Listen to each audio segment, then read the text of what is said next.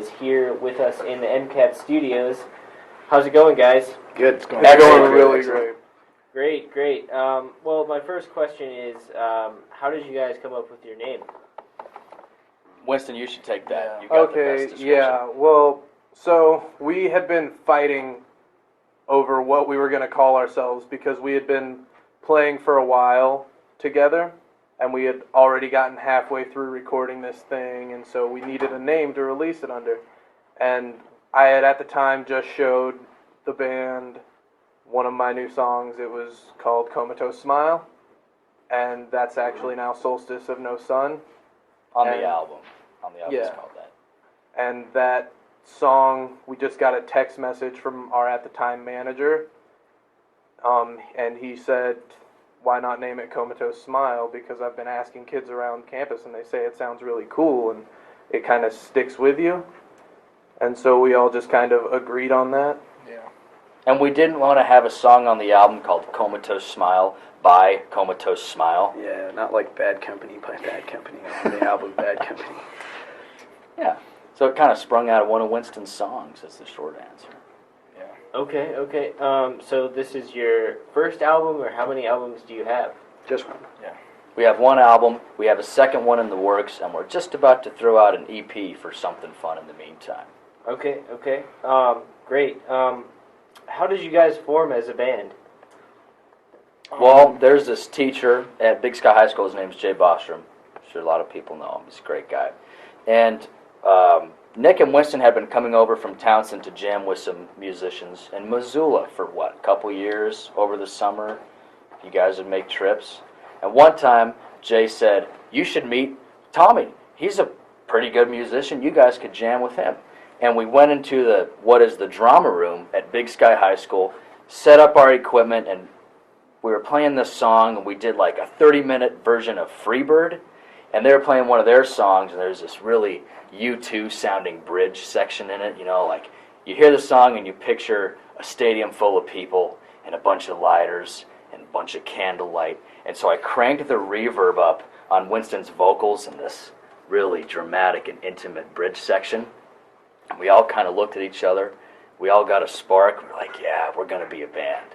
And so then it was just a couple months later that we had our first album recorded and released. Great. So what kind of music do you guys play? Whatever we feel like at the time. Yeah, it's definitely like, I've tried to sum us up, but I just can't figure it out. Like, we just kind of play what we feel. Sometimes it's a mixture of like country licks and rock, and then sometimes it's psychedelic jams. It's all over the place. Yeah. We tend to think it's sort of restrictive and self-destructive to put a label for a genre on yourself as a band, especially now in this time where everyone's all about being an indie rocker and doing whatever kind of crazy music you want to do and stuff. So all of our influences come from drastically different places. These guys are born and raised in Townsend, Montana. The population's like what? 1,500 people.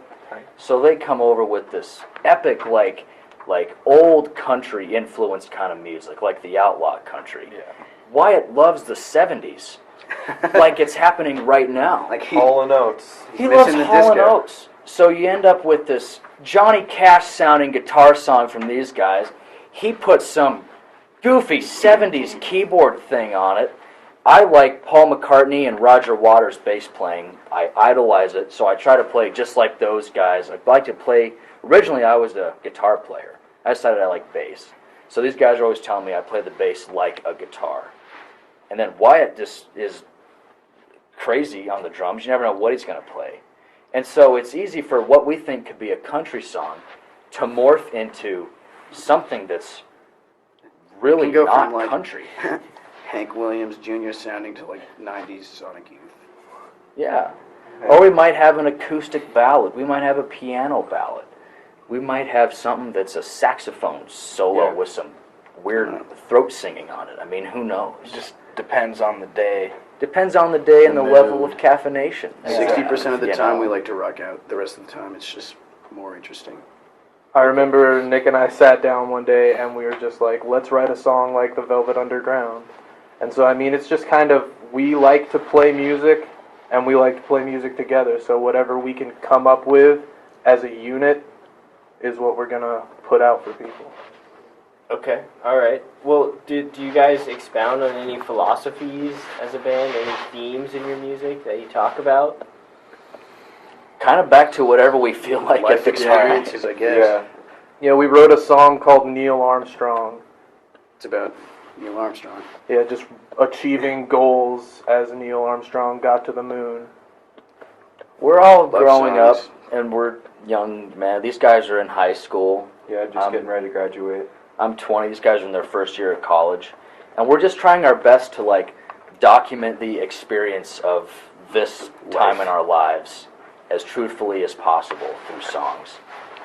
And that kind of changes every day, which is probably why the music changes and the topics change, you know. I think there's a general vibe to our sound. I mean, for the most part, like, I mean, when you listen to our first album, it all sounds like Comatose Smile, but like it's still all over the place musically. I mean, it's more of it's not like genre restricted as much as it is just like a feel. And I think as we move forward, it kind of expands. Yeah, it really There was, Always there was more of a theme in the first album, but as this new album and this EP coming out, gets more experimental. yeah, you know, there's songs that are on completely different sides of the spectrum, I think I found. Yeah, and I mean, we were writing these songs for the first album when we were in high school. And so, I mean, that's just a totally separate part of our lives now. And it was just Nick and I. We'd write a song and then drive to Missoula, meet up with these guys, show it to them, and record it. Put And it all now, together. when all of us can get together, we're writing and we're adding to each other's ideas and we're coming up with all of this crazy stuff. I remember spending like 30 minutes trying to get one like 20-second lick figured out for everyone to get in unison. I mean, we just kind of, as we're progressing in our lives and in our ability as musicians, we're also coming together tighter. Oh, yeah. And so, I mean, I think we're really finally coming into our sound. Yeah, And I think develops and gets stronger. I think it allows all of us to bring different music to the table. All of us will write a song and bring it to the table, and we'll kind of mold it from there. So that's kind of where the different types of music come from. Tommy will bring something, Nick, Wyatt, I'll bring something, Winston, but it will be slightly different, and so then it kind of molds into, and you'd agree that it would mold into something that's more comatose, but it's coming from us, so it's slightly different, Yeah. kind of from the base. When you So- see us play a song the first time live, and then if you can see us 2 months later play the same song, it's Probably a kinda totally different. different song. It's going to be different, yeah, totally. So how do you guys practice that music? Well, Strictly. Usually, we finally have a practice like the day before a gig, if we have something, and we'll put together a set list, and we'll run those songs the way we've written them and the way we've structured them. And usually at the gigs, they just go a different change, direction. and we'll improvise some things, and we'll try some different things, and new things will be born. And so then we'll go back to our recording practice garage and go, I liked that. We should keep that. But let's add something on here. And then Wyatt might come out of the woodwork and blow some crazy horn scale or something that sounds cool. And we go, wow, let's add that. Yeah. I think that as we play more shows, we kind of mess around with our songs more, and then like there's a certain point where like a song develops as far as it's going to, and we're happy with it the way it is. But from like the writing process to like at least 3 or 4 months down the road, it's still developing. And I think you guys can agree we've done a pretty good job of writing a song the night before a show And then playing it the next day.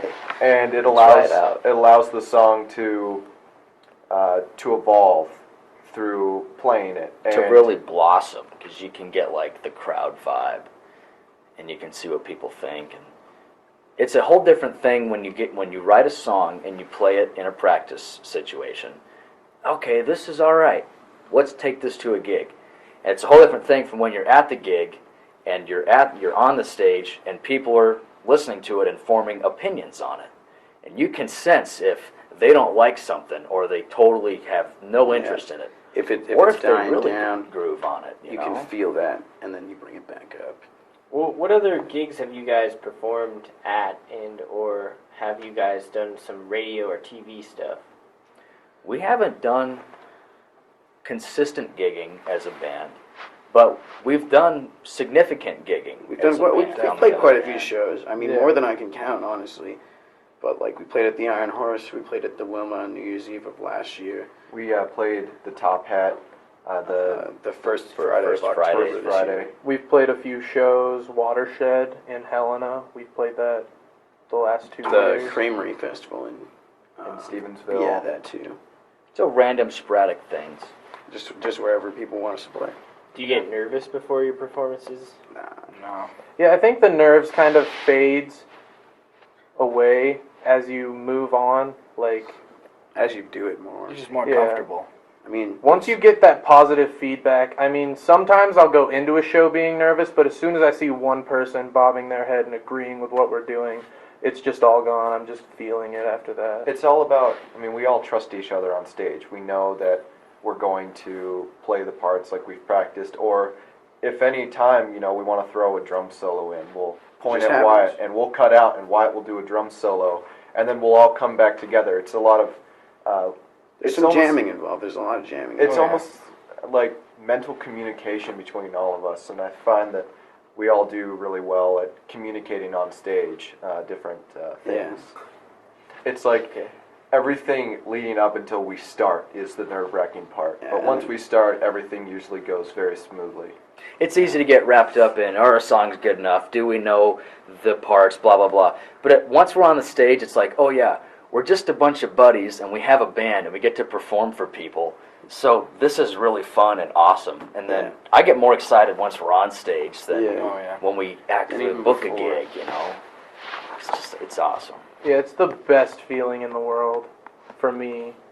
And I think that's what makes it really good for us is that we all get that same twinkle in our eye every time we get to play. Oh yes. All right. Well, how do you guys balance music with other obligations in your life? Music comes first. Yeah. Yeah.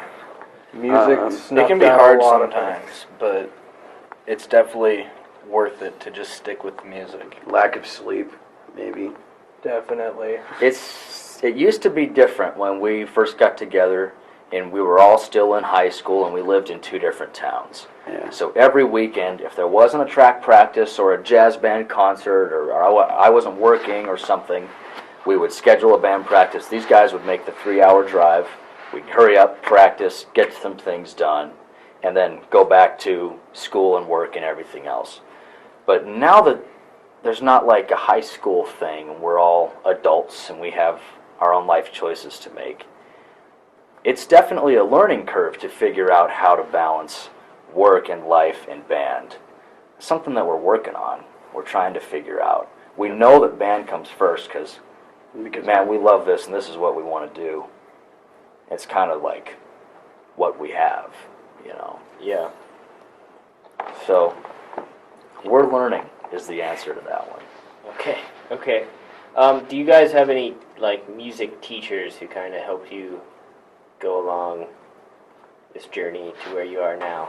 Yeah. I have a buddy named Ryan Maines. He owns Club Schmidt Studios in Missoula, and I've known him probably since I was 10 or 11. Taught me how to play guitar. I started playing drums in his studio. Just like showed me all the music I listen to now. Kind of my mentor for a really long time. My dad taught me my first song on the guitar, and then I spent a lot of time with Stu Jackson, and he plays in a couple bands around town. Incredible guitar player. I learned a lot from him.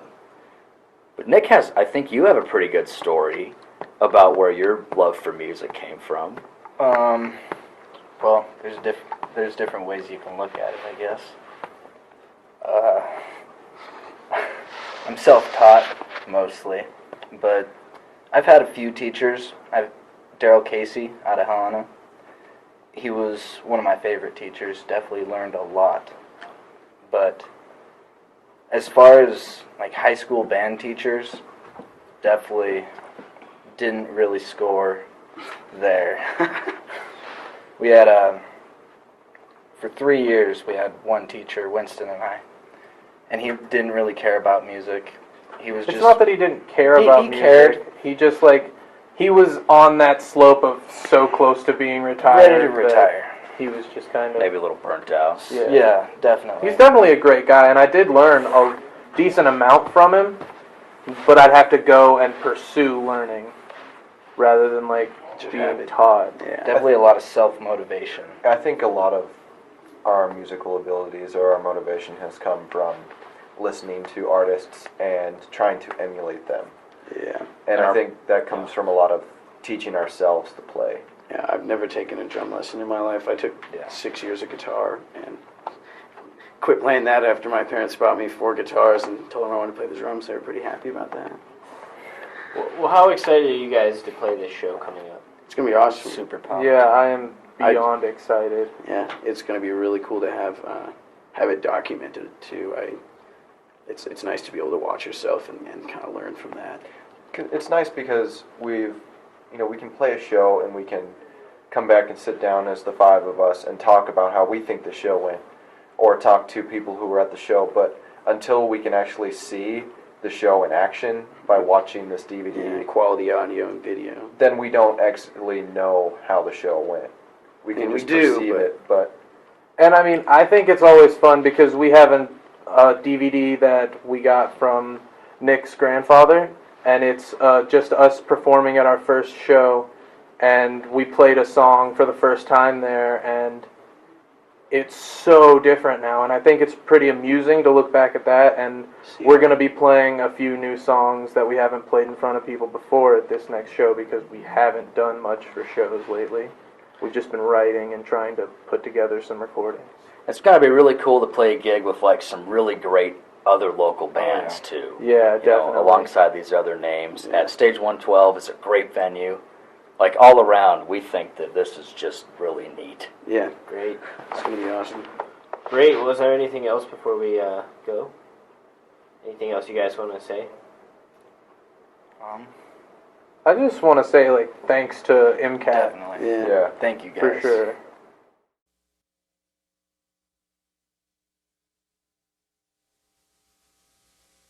This is a song we wrote about Missoula.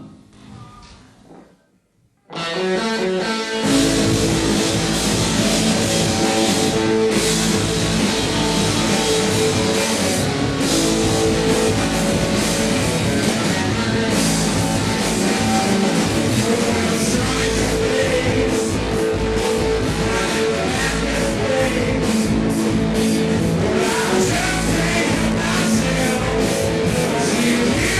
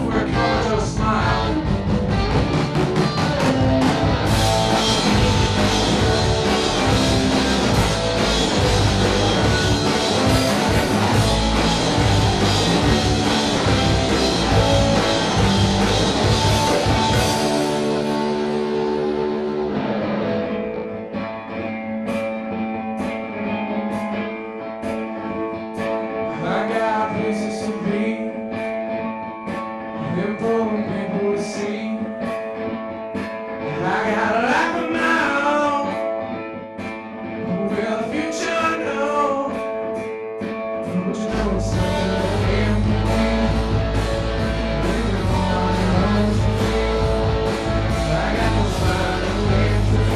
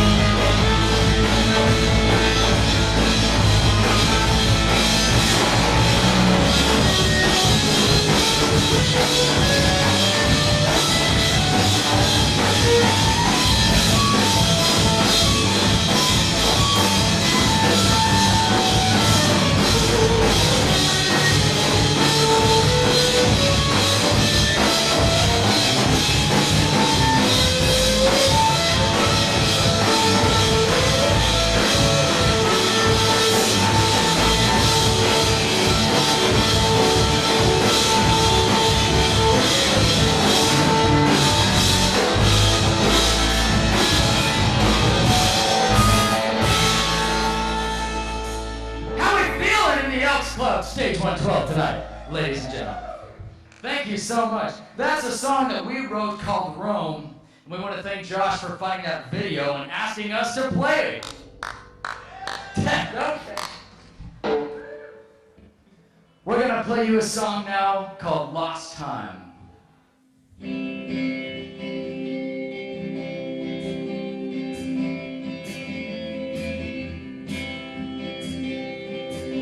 Feel free to dance, guys.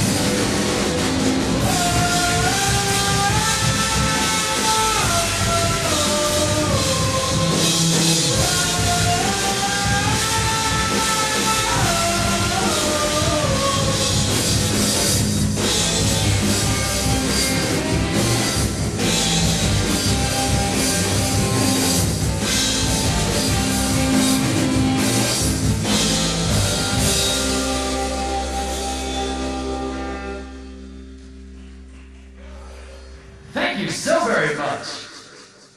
Winston Wolfe is a deep-minded soul.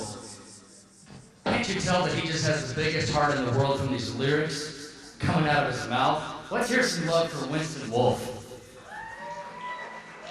If you eat your carrots, then your heart will grow to be as big as mine one day. This is a song about every teenager's life.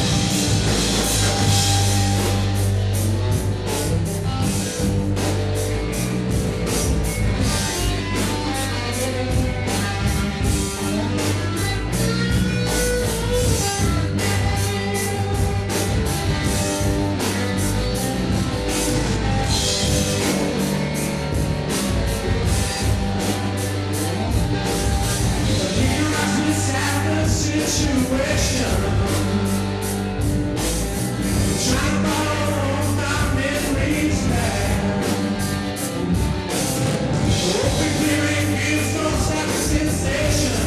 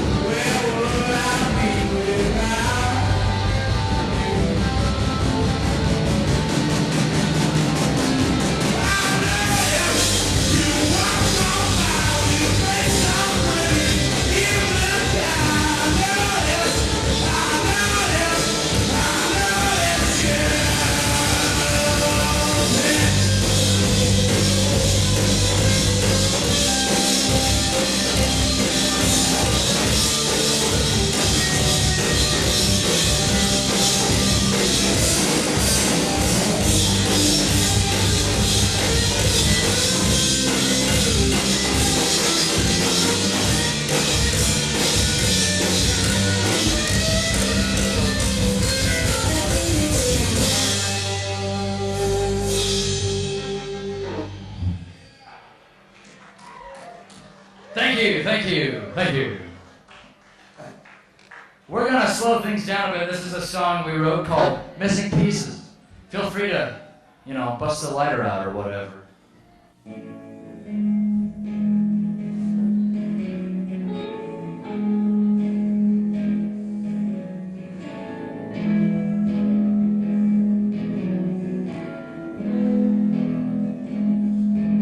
Close your eyes, the wind is calling. Whisper secrets of the past. Take your time, but still you're falling. Can't you see?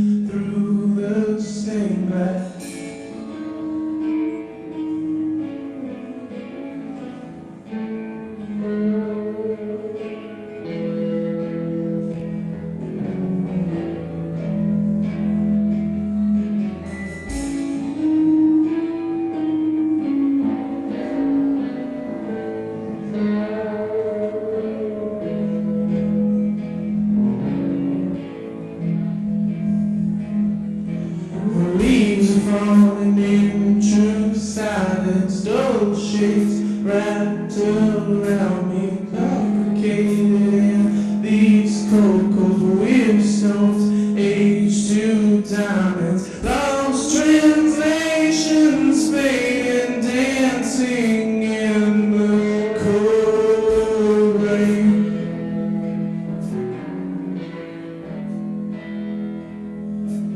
Missing pieces gone forever, memories remain.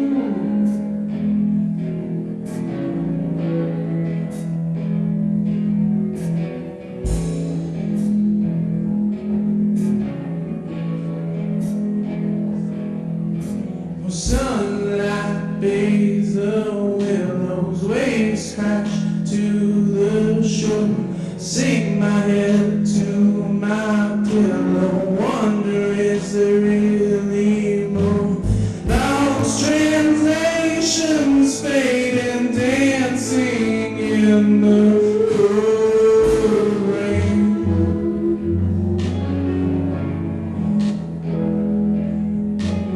Missing pieces lost forever, memories remain.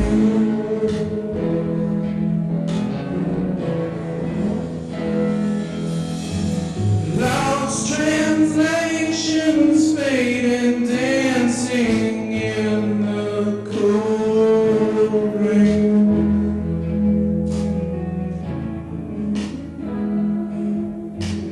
Missing pieces lost forever, memories remain.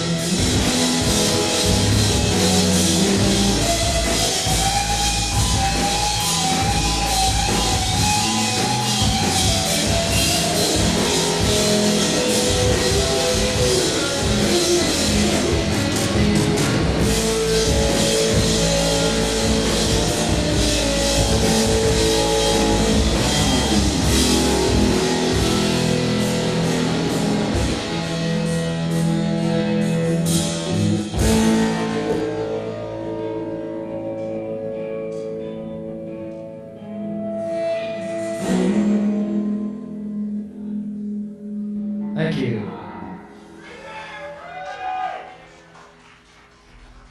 Has anyone noticed that for the last two nights, so the solar alignment or something is backwards and that there's no moon?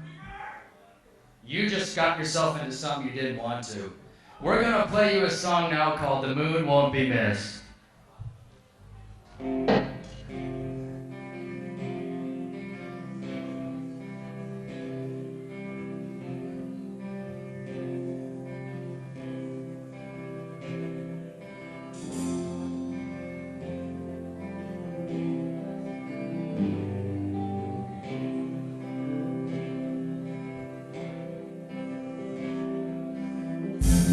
Well, moonlight shine, here I am again, with a bottle of whiskey and a heart full of sin.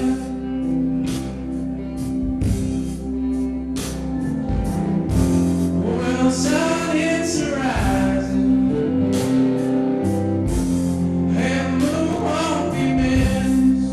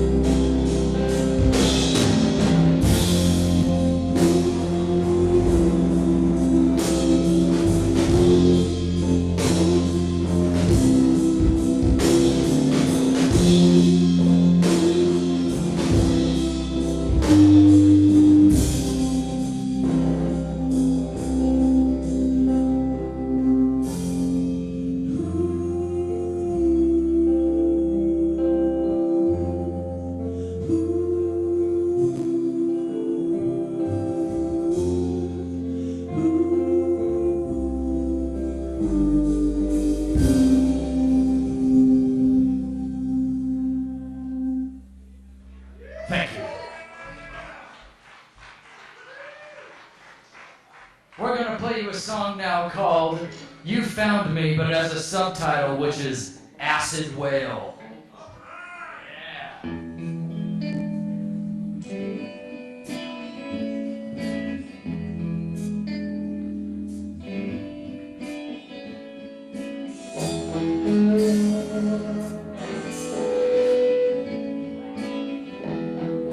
Let out your inner hippie. Here, come on.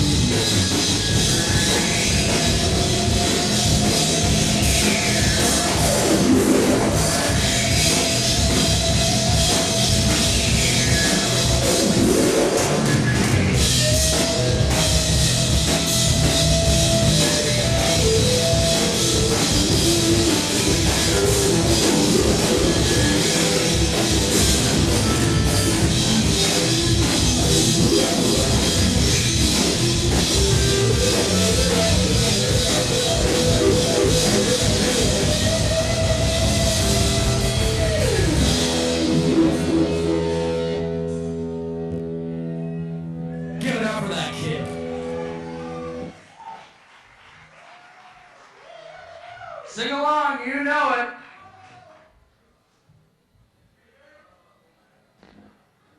Maybe.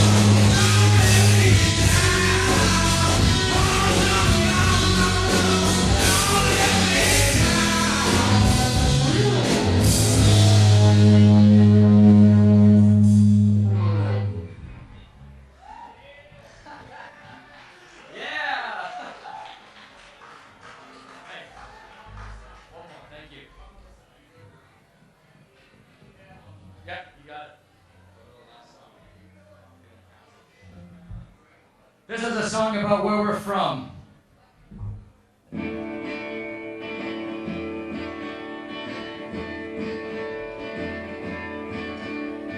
I wish I lived in the days of old. I can see myself slowly getting old. I was standing outside those stray gates.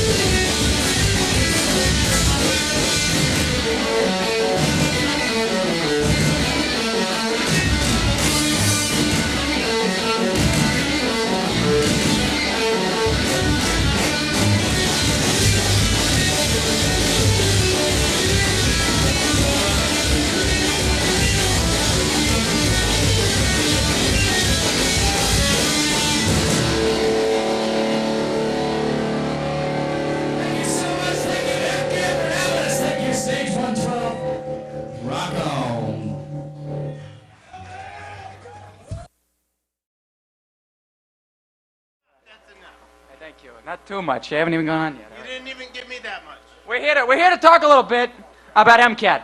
Take it away, Bert. So MCAT is this no, it is not a construction company. MCAT is this groovy thing. You can pay, how much is it? $20 a year. 20 US dollars. That's like $13 American Canadian. greenbacks. American greenbacks. They're actually not green. Well, no, the 20 is still green. The 20 is still green. $20 a year, and you can go and make your own fancy schmancy movies over at MCAT. There's What all about they got there? $10,000 worth of equipment there that you can use all for the cost of $20 a year. I would do the math, but I'm practically illiterate. What's the math? Does anybody have the math? We have a day. How many a day? What, Sam Tolman has the math? 2,000 pennies. 2,000 pennies. Is that a year? A year. That's a year? All right, so if you save 2,000 pennies, bada bing, bada boom. You got Boom. it. You got your own movie career. Forget about it. So everything you do, you can go to MCAT, you can sign up for a membership, you can get trained how to use everything. You can learn how to use a microphone. This isn't easy, folks. This is not easy. We just learned how to do this today. It's 15 years. It's not like riding a bike. It's not what they say it. And there's a lot of things you learn in Vegas, but using a microphone is not one of them. It's not one of them. Hey. So anyway, this show is all about MCAT and how great MCAT is all about making quality professional camera equipment and video production technologies available to the public. Like that equipment right behind Like us. all of this stuff, like the video on the side of the screen. Like all of this equipment you see I here. don't even know what that is, but it's heavy. It's very heavy. Anyway, we got Hunter and the Gatherers coming up next. Where we got Hunter and the Gatherers? Where are we? Can we introduce them? You can identify Hunter because he's the one whose vest looks like it came off of the back of a car seat. Seatbelt and all. Go. Can we introduce you? The band? All right, we got Mr. Hunter Thomas right here from Hunter and the Gatherers. How you guys doing? Give it up for Hunter Thomas. Yeah! Hey! We hope you're ready to rage. We're gonna bring it hot. They're bringing it hot, whatever that means. Hey. We got, where's Mr. Jed? We got Jed Mr. Jed over Nussbaum, here. ladies and gentlemen, Jed Nussbaum. The really tall guy. There he is, spotlight up. Who else we got? What do we got? Where's Mr. Dillon? Where's Kyle? Kyle Boone, where's Kyle Boone? Got Kyle Boone, give it up for Kyle Boone. The white All right. red guy. Look at that guy. And the drummer, is MIA at the moment, but he's around. There he is, Dylan Mills. Give it up for Dylan Mills. Hey. And if you're lucky, we will keep our trend of shirtless drummers. I can't promise anything. That was perfectly necessary for the drum fill at hand, and it was wonderfully executed. Yeah, there's no way you could make that drum fill with your shirt on. That's just impossible. Anyway, again, we're going to keep plugging this tonight, but MCAT, it's doing wonders for the Missoula community. This is Stoney Maroney and Burt Reynolds signing off for the moment. Nice to meet you, folks. Good to meet you, folks. Welcome to the MCAT Showcase.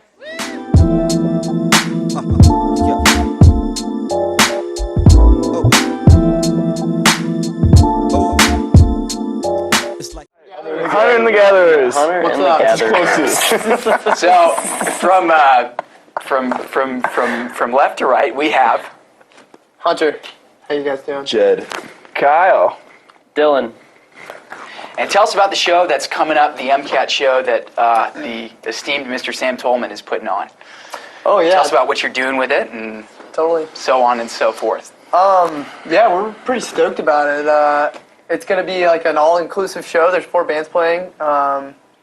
We've got Comatose Smile, the Hasslers, Boys, and ourselves. And yeah, it's gonna be quite the event. It's kind of like a raising awareness event to MCAT, and also just an awesome party. I think there's gonna be cameras there. Like I think we're gonna be on TV. Everybody there will be on TV. Yeah. Yeah. So yeah, it's over at Stage 112.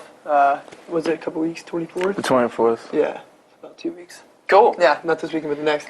Yeah. So tell us a little bit about, and obviously you're Hunter of Hunter and the Gatherers, the namesake. Tell us about how you started the band. You know, what the history is, how long you guys have been together. Well, that's quite the story. So, Do tell. I guess I started playing around Missoula by myself as a songwriter, solo act for quite a while. And I mean, I wasn't really playing around. I played at Sean Kelly's quite a lot, and over at the open mic, that's where I housed myself for a while. and then played a few shows here and there. But yeah, and then I just really wanted to start playing rock and roll. There was a part of me that was missing that, and so we got a band together for an MMAC, Montana Musicians Artists Coalition. And in that band was the well-known session player David Wilbert. David Wilbert, yes, Yeah. sir. Yes, David Wilbert, Immodore of Shakewell was there. The and Immodore. May Conley, a good friend. And May Conley. Yeah, she was playing drums. And anyway, so yeah, and that was the first show. We went on from there to continue to just kind of book more shows. And the Gatherers turned into this evolving mixture that I guess I hope was rolling forward all the time, you know, as snowball effect or whatever. But and it's kind of what it's been, I'd say. You know, so we continue to kind of roll through the motions and play a few shows here and there, and then this fall we got big and we in the Missoula scene. It's all happening. We tried. We're trying. It's all. Well, tell us about. Started practicing. There's kind of way. a couple tiers of Missoula bands, and kind of well-known means different things at different levels. You know, I mean, for Jed, you've been in a really well-known Missoula band, the Dodgy Mountain Men, and you've seen what like Missoula success can look like. You know, am I wrong in saying that? I mean, I guess so. Yeah. We've certainly played our fair share of bigger shows to full audiences. Yeah. So where would you say along that line, along that hopeful trajectory towards Missoula? Well, first of all, what does it mean to be a successful band in Missoula? Do you feel like? I mean, success that's a funny word when it comes to something that's so intangible as music. You know, I mean, I guess if you're getting out there and you're playing for people and you're having fun doing it, you're a successful band. But you can't really. You can't. It's not a competitive thing, so you can't really put yourself up against other bands. You just got to go out there and get yourself in front of audiences and have fun and be progressing as a band. That's the biggest thing. That's our to me. success right now. Yeah, exactly. I'd like to retract or add on to my statement earlier and say that to me, the success of this band right now is writing songs together, getting tighter, rocking. Mm-hmm. You know, just like spending time, turning people's heads. Totally. Getting them on the dance floor. Looking back at like a year ago, I was like, holy shit. Like, yeah, right. Right. How did anybody enjoy what we were doing? You know? How do you think you'll feel in a year from now? I don't know. Hopefully the same way. Yeah. You hope you'll feel the same way? Yeah, exactly. I hope we're yeah. able to look back and begin from a year from now and be like, holy shit, why didn't anybody like us back then? You know, 'cause we're that much better. Yeah. That'd be nice. And then hopefully, that feeling of continuing. It's all about the drive. It's all about the drive. So for folks at home, rolling the train, who are wondering, who are thinking, I want to go see a show next weekend. It's graduation weekend. It's going to be crazy downtown in Missoula. How would you characterize your style? What kind of a show do you put on? What can somebody expect to see if they come see a Hunter and the Gatherers show? Kyle, you just joined the band a couple of weeks ago, but you've seen a lot of shows. What would you say? It's kind of like a proggy, southern, folky, rock, indie mixed bag of goodness. And that's what it ultimately comes down to. Yeah. It's a rock and roll show. It's rock and roll. Yeah, that's really what it boils down I think, to. I don't know. Rawness. Yeah. That's what I try to bring.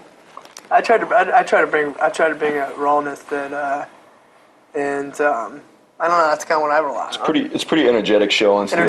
Yeah. We just played on Saturday, and at one point, Hunter was rocking so hard that he managed to somehow smack himself in the face with his guitar. I've seen that happen a couple times. Yeah, actually banged a chip of paint off of his guitar. It's about. Are you serious? It's about half a centimeter with your thick. chin? Yeah. I missed Top it. of the Stratocaster. Yeah. Wow. And Dylan broke his snare. You broke your Yeah. snare. I broke the bottom head, actually. It's funny. I've never done that before. Really? Yeah, normally it's top, but bottom this time. Ladies and gentlemen, this band goes hard. This band breaks equipment. This band breaks equipment. You should on see the stage, sticks I go through. and not because they mean to. I've got a stick graveyard in my cymbal bag. Stick graveyard. Yeah, we just try to bring a lot of energy, and I think authentic rock, yeah, fun exactly. music. A little bit of integrity. It's not we've got a few covers in the set, but for the most part, we're focused on original material, and it's a short set right now. Yeah. We haven't had the opportunity to really develop all the songs that we've got in the back catalog yet, but getting there. And most of the originals are your originals, right? Yep. Okay. Well, tell us a little bit about your songwriting process. how do you, do you write a song on your own and bring it to the band? How do you go about bringing a song from kind of its embryonic stage to Hunter and the Gatherers live show? Yeah. So, well,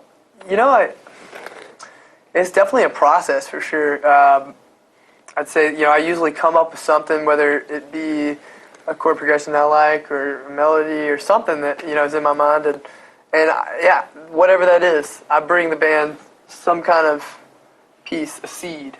Usually Jed, really, yeah. We'll get together and I'll bring Jed a seed, and Jed will, we kind of have our strengths and weaknesses. I've kind of got this melodic, able to find melodies. Jed's really good with chords and getting outside of the box and spreading the notes, you know what I mean? And so I'll bring a seed, we'll work on it, and then that's how we kind of roll it that way, and then we'll pitch it to Kyle and Dylan and as a full band. And so it's very much an organic process. Definitely, it's very much, kind of everybody's contributing and bringing their own piece to the situation. Yeah, and it's very much like, and I always say it too, like Hunter the Gatherers it's our band. Like I come up with ideas, but that's my input. And that's the biggest. That's what I focus on at least. In this process of writing, and I think that ultimately, like, I don't have the skill that Jed's got, that Kyle's got, that Dylan's got to do what they do, and so it's really all about like letting them, letting us as a group and a collective, of course, throw a piece in, and it's good because it allows us to,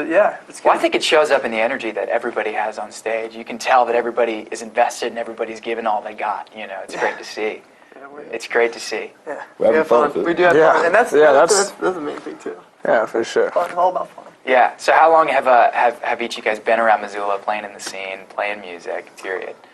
I've been in Missoula for about 8 years now. Yeah. And I've been playing. Where are you from? I'm from the Yak Valley in the northwest part of the state. But I've been playing music with various local bands for about 4 years now. I guess something like that.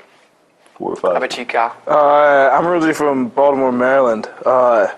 I've been in Missoula for a year, and I've played at Sean Kelly's open mic a few times and that kind of stuff. But this is the first band I've actually been in Missoula, so feels good. Yeah. Yeah, for sure. And Dylan, you played with the well-known Willard Peterson. Yeah, that was actually my first project in Missoula. Cool.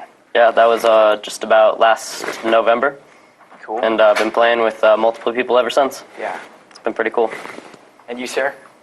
I moved to Missoula in August of 2011 and started school here, and have been playing music here ever since. So it's going up on about 3 years.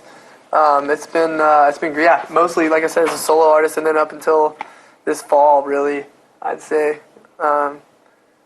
when we were all gatherers at one point or another. Yeah, long story. I used to be. Long story short. I used to be. The guy interviewing us. I used to be a gatherer. Have an intimate understanding of the way that this twisted, troop of people works. I could tell you were kin. Yeah, right. Yeah. There we go. Yeah. So there's a mix. You've got some veterans. You've got some folks who are kind of new coming into it, which is cool. Yeah. The energy is there. Totally. Yeah, and hopefully. As we have started to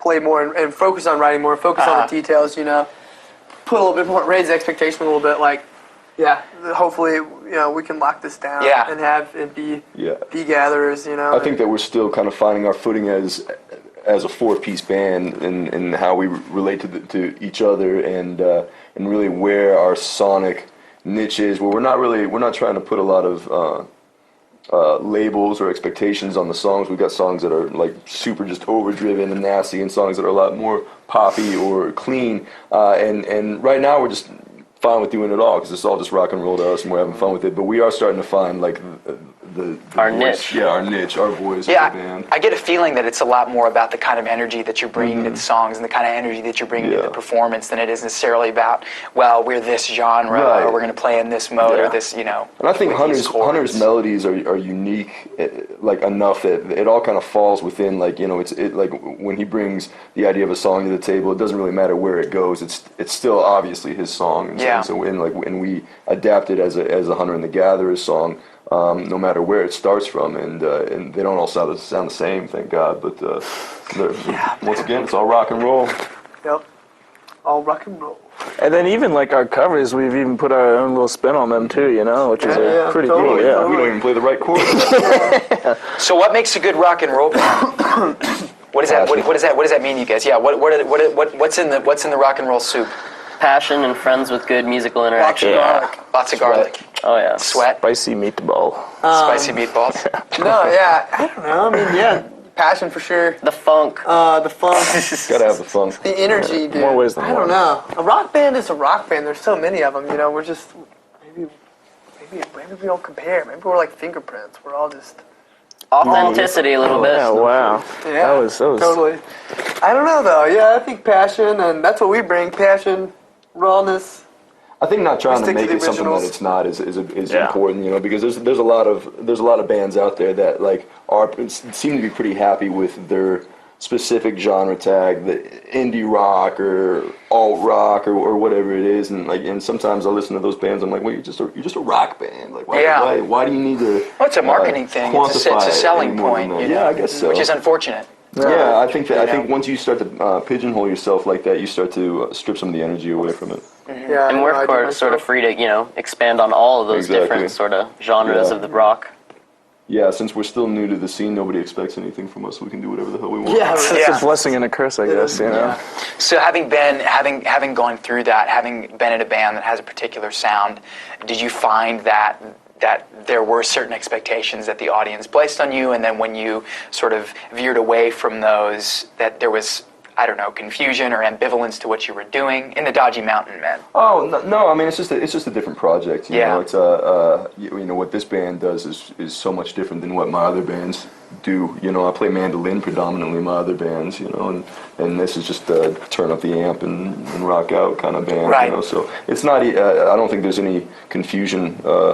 Among the audience about what's going on stage, and one doesn't replace the other. Right. Well, no. I guess what I meant was, when you're in a band that became known for a particular sound and a particular style. Not to say that it was just one thing, but did you find that and you're talking about how Hunter and the Gatherers is coming in, it's a new thing, people don't know what to expect, and that's great because there's creative freedom in that. Yeah. Did you find that being in the scene in a situation where you became known for one thing, that it was difficult to? Do you feel that this is how do you feel that this scene reacts to bands that are established in one particular way, kind of experimenting and moving through genres? I think this town is overwhelmingly supportive of the music community that exists within this town. You know what I mean? Where it's not like, I mean, they may not want to pay the cover charge all the time, but the thing is like that, they'll get out and they'll rock and roll with whatever's on stage. And that's pretty rare for a music scene. Absolutely. They're really cool. into bands bringing something new to the table. You know what I mean? That's, I know I am. Those are my favorite bands in town. Bands like Lunacy in the Moon or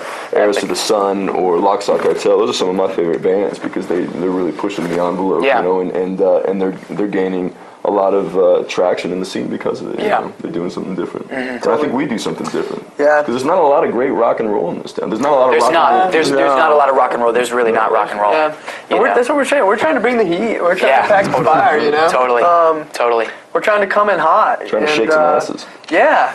And that's the thing for me. I take pride in, some people may say, oh, why can't you just write the same kind of songs and be this kind of band, and be that kind of band, and we'll be whatever we are, Yeah. I guess to the people listening, but leave with that. It's just it's fun to take the somewhat of that stance there and try to bring something new. Yeah. And music's such a subjective thing that there's no point in trying to put a specific idea in your audience's heads because they're gonna reach their own conclusions. Yeah, they're gonna. Of course. Yeah. Which is cool. I mean, I think a band coming out with I think rock and roll is a lot more about the ethic that you're bringing to what you're playing than the notes that you're playing. So it's cool. Exactly. And we have a genuine project going right now. Yeah. So. Well, I mean, you guys all seem very proud and very happy about it, and very excited about it, which is so great to see. Totally. You guys seem really hungry for it. We are, man. Yeah, we are. What's as the de facto band leader? What's your vision for the future with Hunter and the Gatherers? Where do you want to see it go in Missoula? What do you want to see happen? Man, I don't know. I mean, I think it's just kind of I just want to keep writing songs. Keep writing songs, keep playing. What will happen, what will happen. I don't feel too much I try to stray away from the idea of trying to really press and control. I do like to do want to get places for sure. Yeah. But hopefully that'll come from just working hard and continue to play. You know, so like, trying to just like keep rocking, do what we're doing, and I'd like to be playing the hat. You know, not too long, hopefully.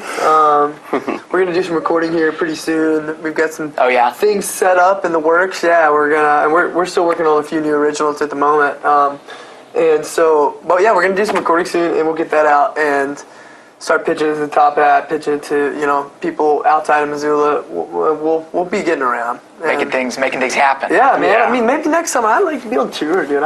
I'd like to be moving. Let's go on tour. I like to be on the wheels. Yeah, I'm not. Going from place to place, seeing towns, playing music. Not as concerned about like what we're gonna do in the Missoula music community as much as I love the Missoula music community. It's a bigger picture than that. I think that once a band finds its collective creative muse, you follow the muse. You let that take you take you where it wants to go. You follow the music, and we'll see what happens. So the show is coming up in not this weekend but next weekend. Yeah. Okay, so tell our wonderful audiences who are viewing at home who else is going to be on the bill. Yeah. Kind of fill us in a little bit more about the show and what's going to be going down. Cool. Yeah. So once again, it's May 24th, Saturday. It's going to be streamed live online at www.gigi.org. Gigi.me. Excuse me. For everybody out of town, you can see it on the internet. It's going to be a 4-band show. Comatose Smile, Hunter and the Gatherers, Boys, and the Hasslers. We're on from 11 to 12 for everybody in Missoula. That's good to know. Be there all night. Don't just come for Hunter and the Gatherers. Resist the temptation to just come for Hunter and the Gatherers. Yeah. Be there all night. And so, it's basically an event to raise awareness for MCAT. It's going to be raging. We're going to rock Stage 112. You guys should come. And it's free. And also, this Friday, we're going to be at Free Cycles, nonprofit bike shop here in Missoula, doing a show with 3 Year Dog and Ted Ness and the Rusty Nails. We're super stoked about that. It's going to be Friday, sometime around 9 or 10, so check out that one too.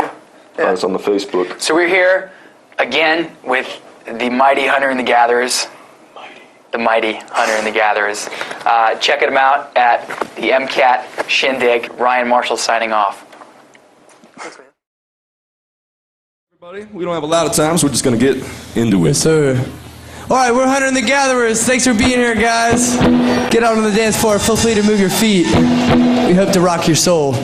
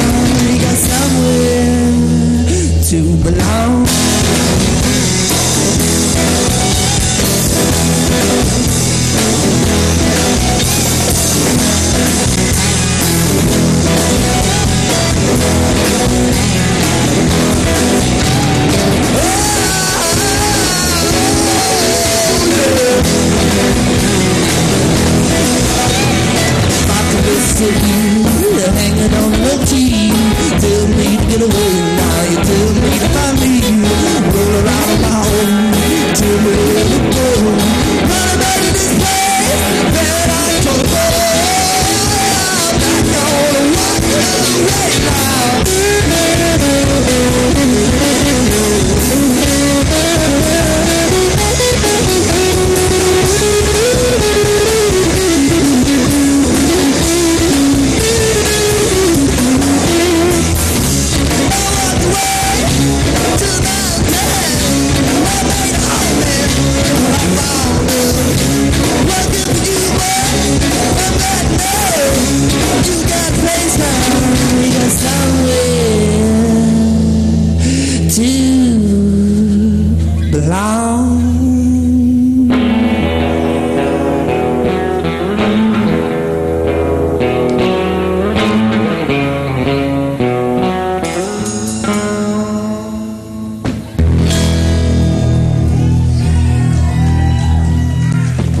All right.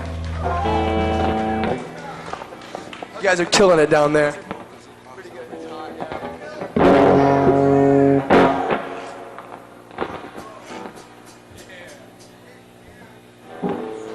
All right, we're playing all original tunes tonight.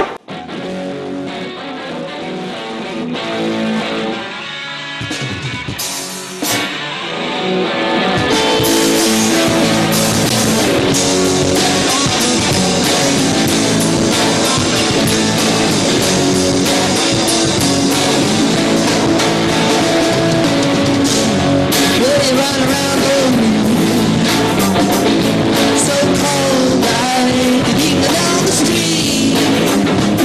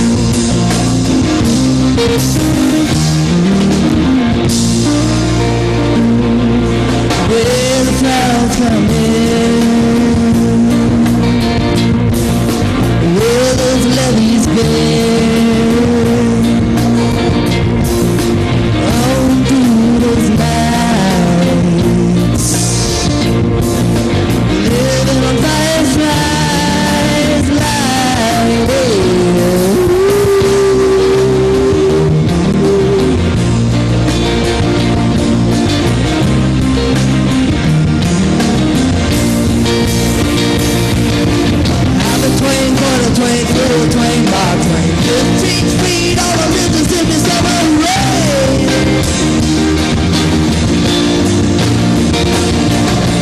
15 feet on the Mississippi floodplain. Along the road, and you're gonna sing, baby. Oh, yeah, you are.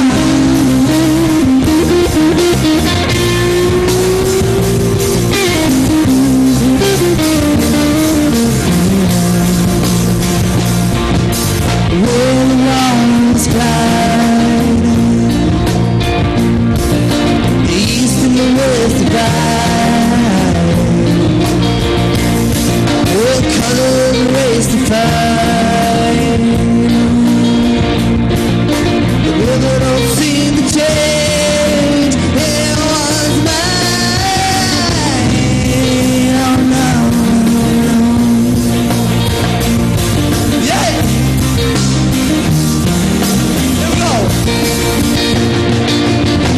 Twain, for the Twain, Mark Twain, 15 feet on the Mississippi summer rain.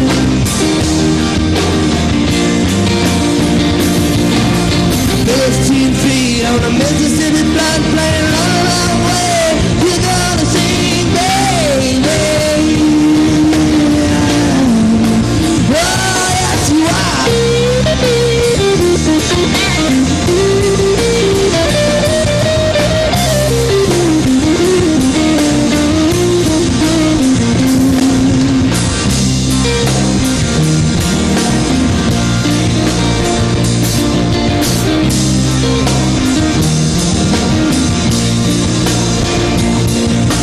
When the sun dies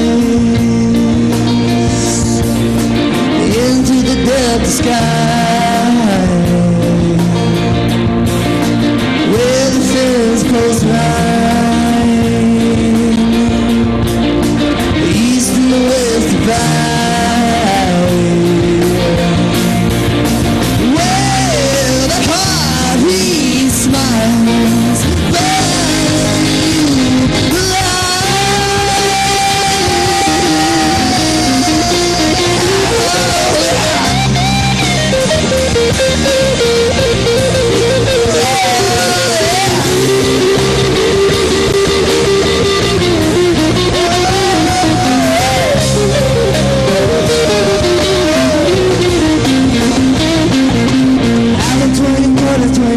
Twain, Mark Twain, 15 feet on the Mississippi summer rain.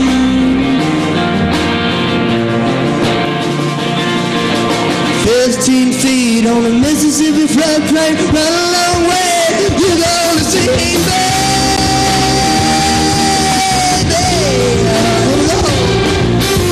the Twain, quarter Twain, full Twain, Mark Twain, 15 feet on the Mississippi summer rain.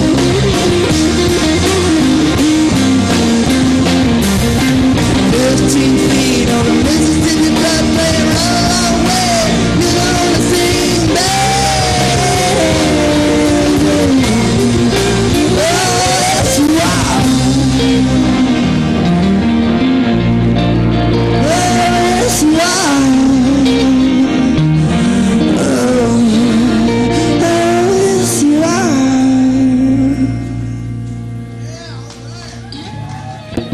Right now. All right, we're gonna turn it back up.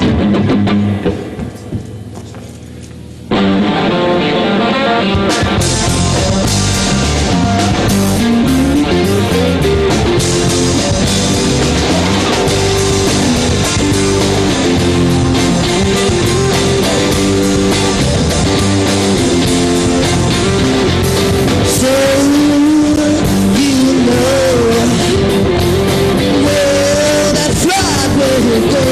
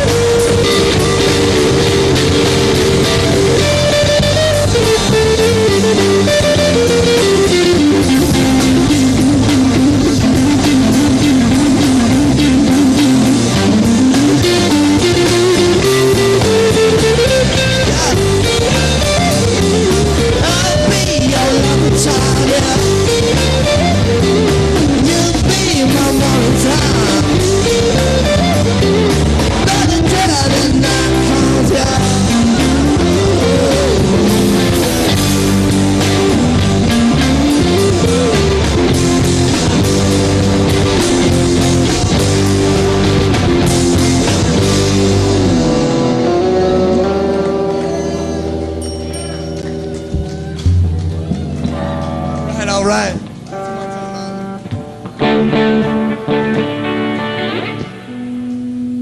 Woo! Yeah!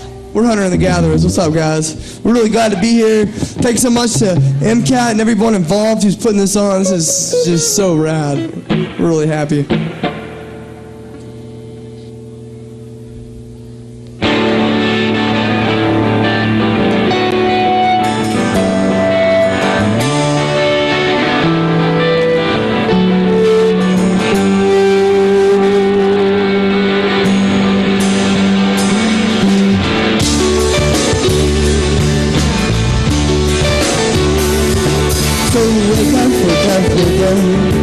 It's time to spin without a tangle. Summer's wrong, stop and learn for what we really are. So pick up the guy again. There's room to make sure. Send all your love to the back of the moon. There you are, won't you bloom?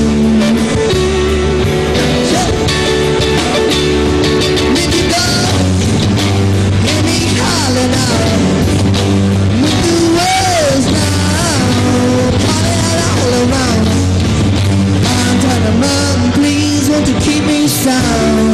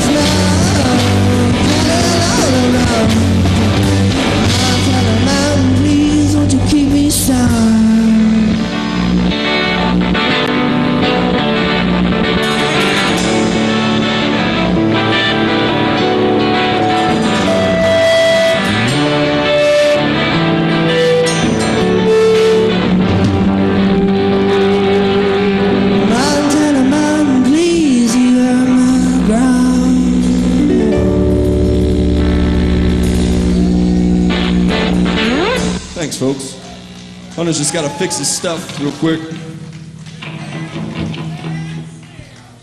I want to give a big hand to our drummer. He had a hands-off encounter on a bicycle with a pothole yesterday, and he's pretty fucked up. But he's making it through.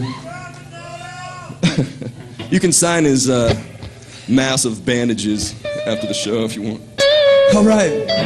Yeah.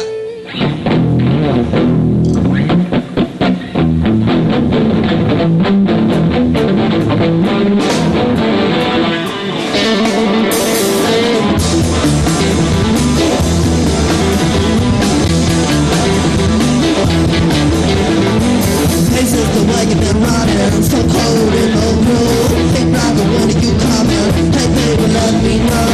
Hey, this is the way you've been moving. Right now we're really been moving. Hey baby, when you be coming? Right now we should be running all on your own.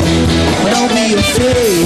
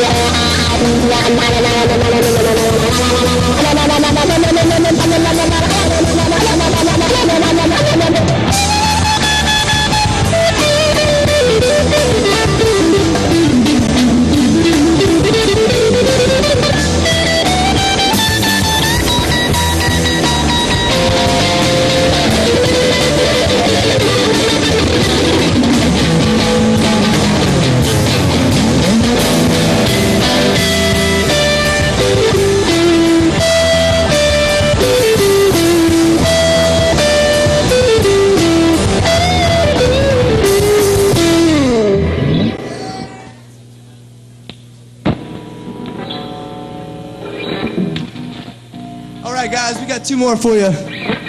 We're Hunter and the Gatherers.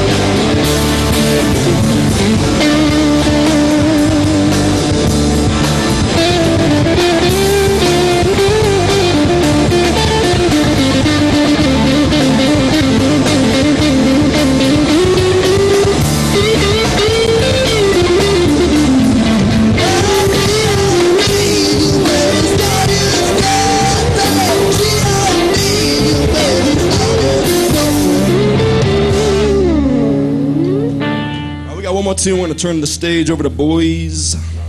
Yeah, boys.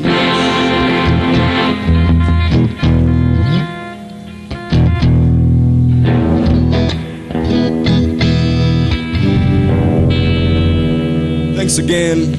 I know we told you a few times already, but we are Hunter and the Gatherers. We're from right here in Missoula. Find us on the Facebook. Throw us a like. That's where we keep our news and stuff.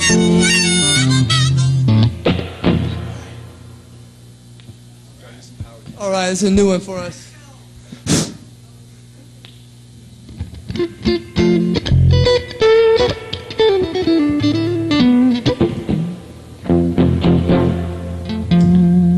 All right, here it is. It's called Turn to Stone. 1, 2, 1, 2, 3, 4.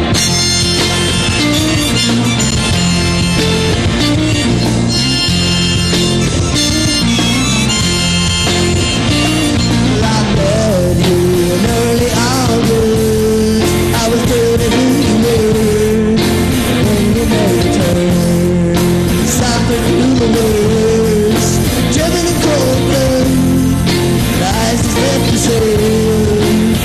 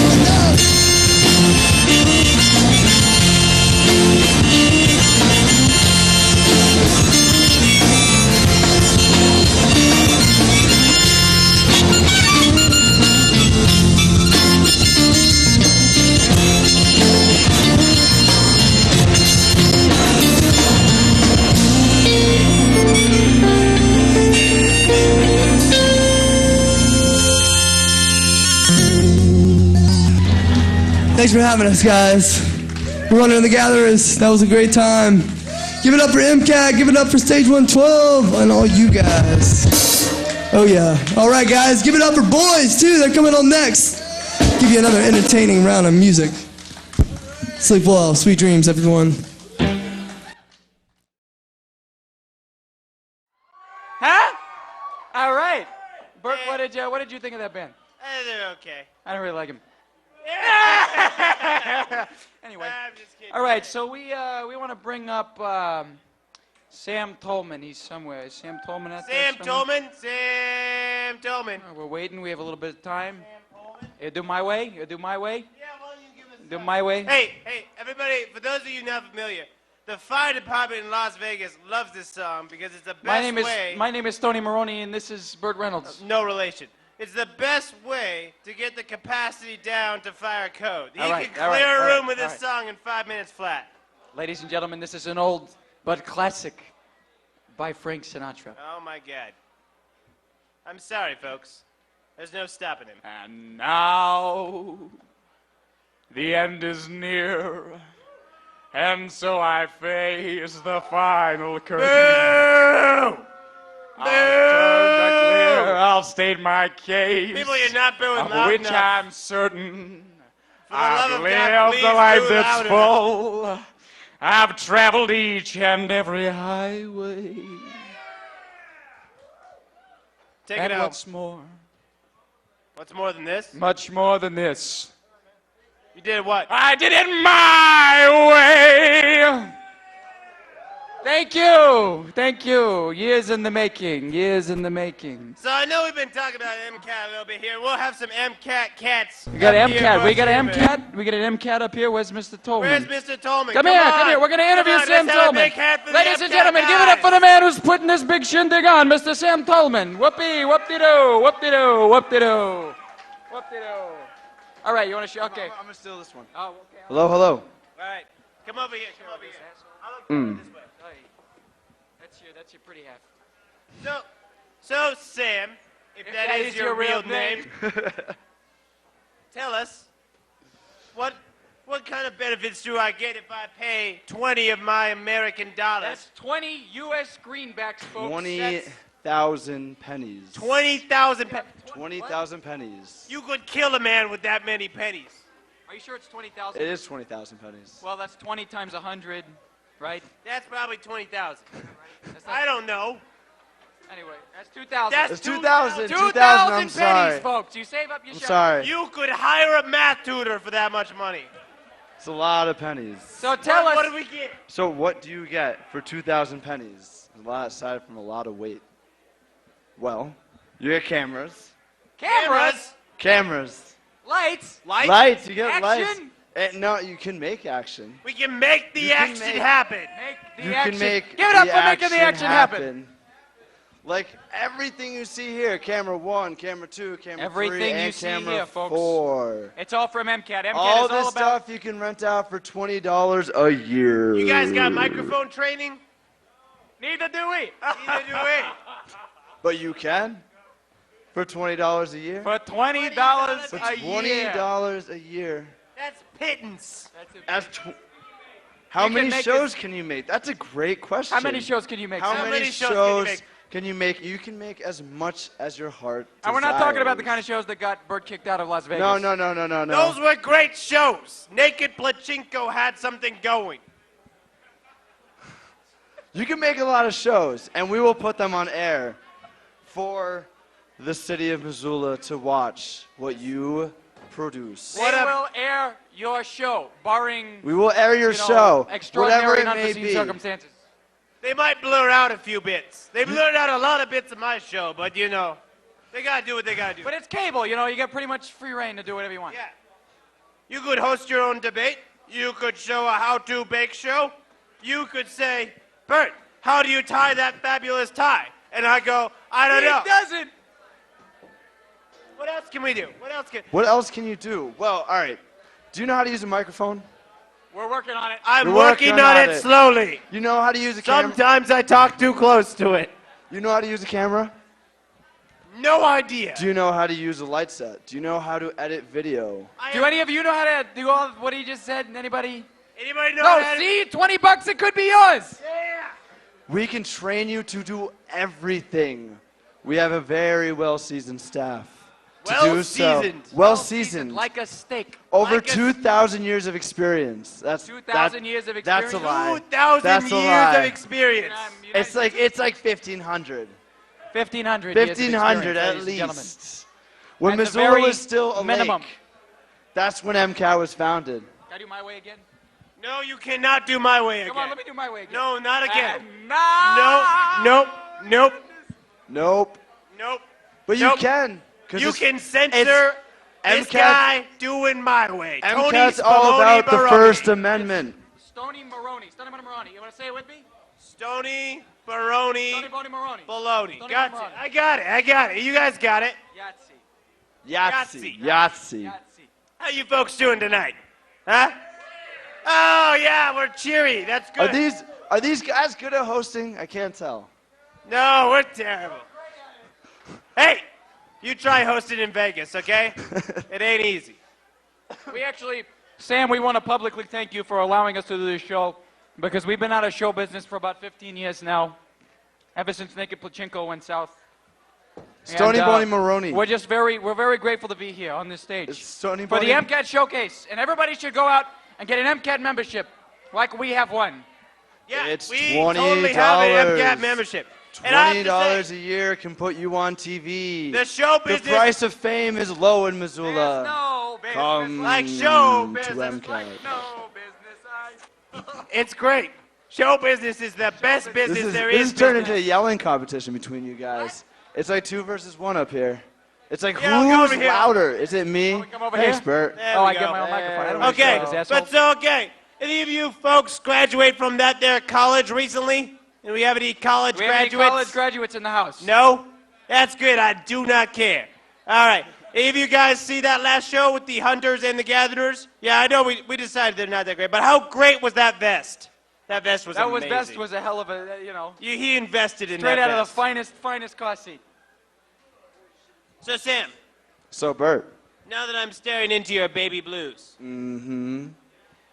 how much would it cost me to do a close-up at MCAT? If I wanted to do a close-up shot of those baby blue eyes. They're green. They're green? It's the lights. He's been colorblind ever since '84. You're just stuck with blue, though. It's got more alliteration. Baby blue. Thank you. Baby green?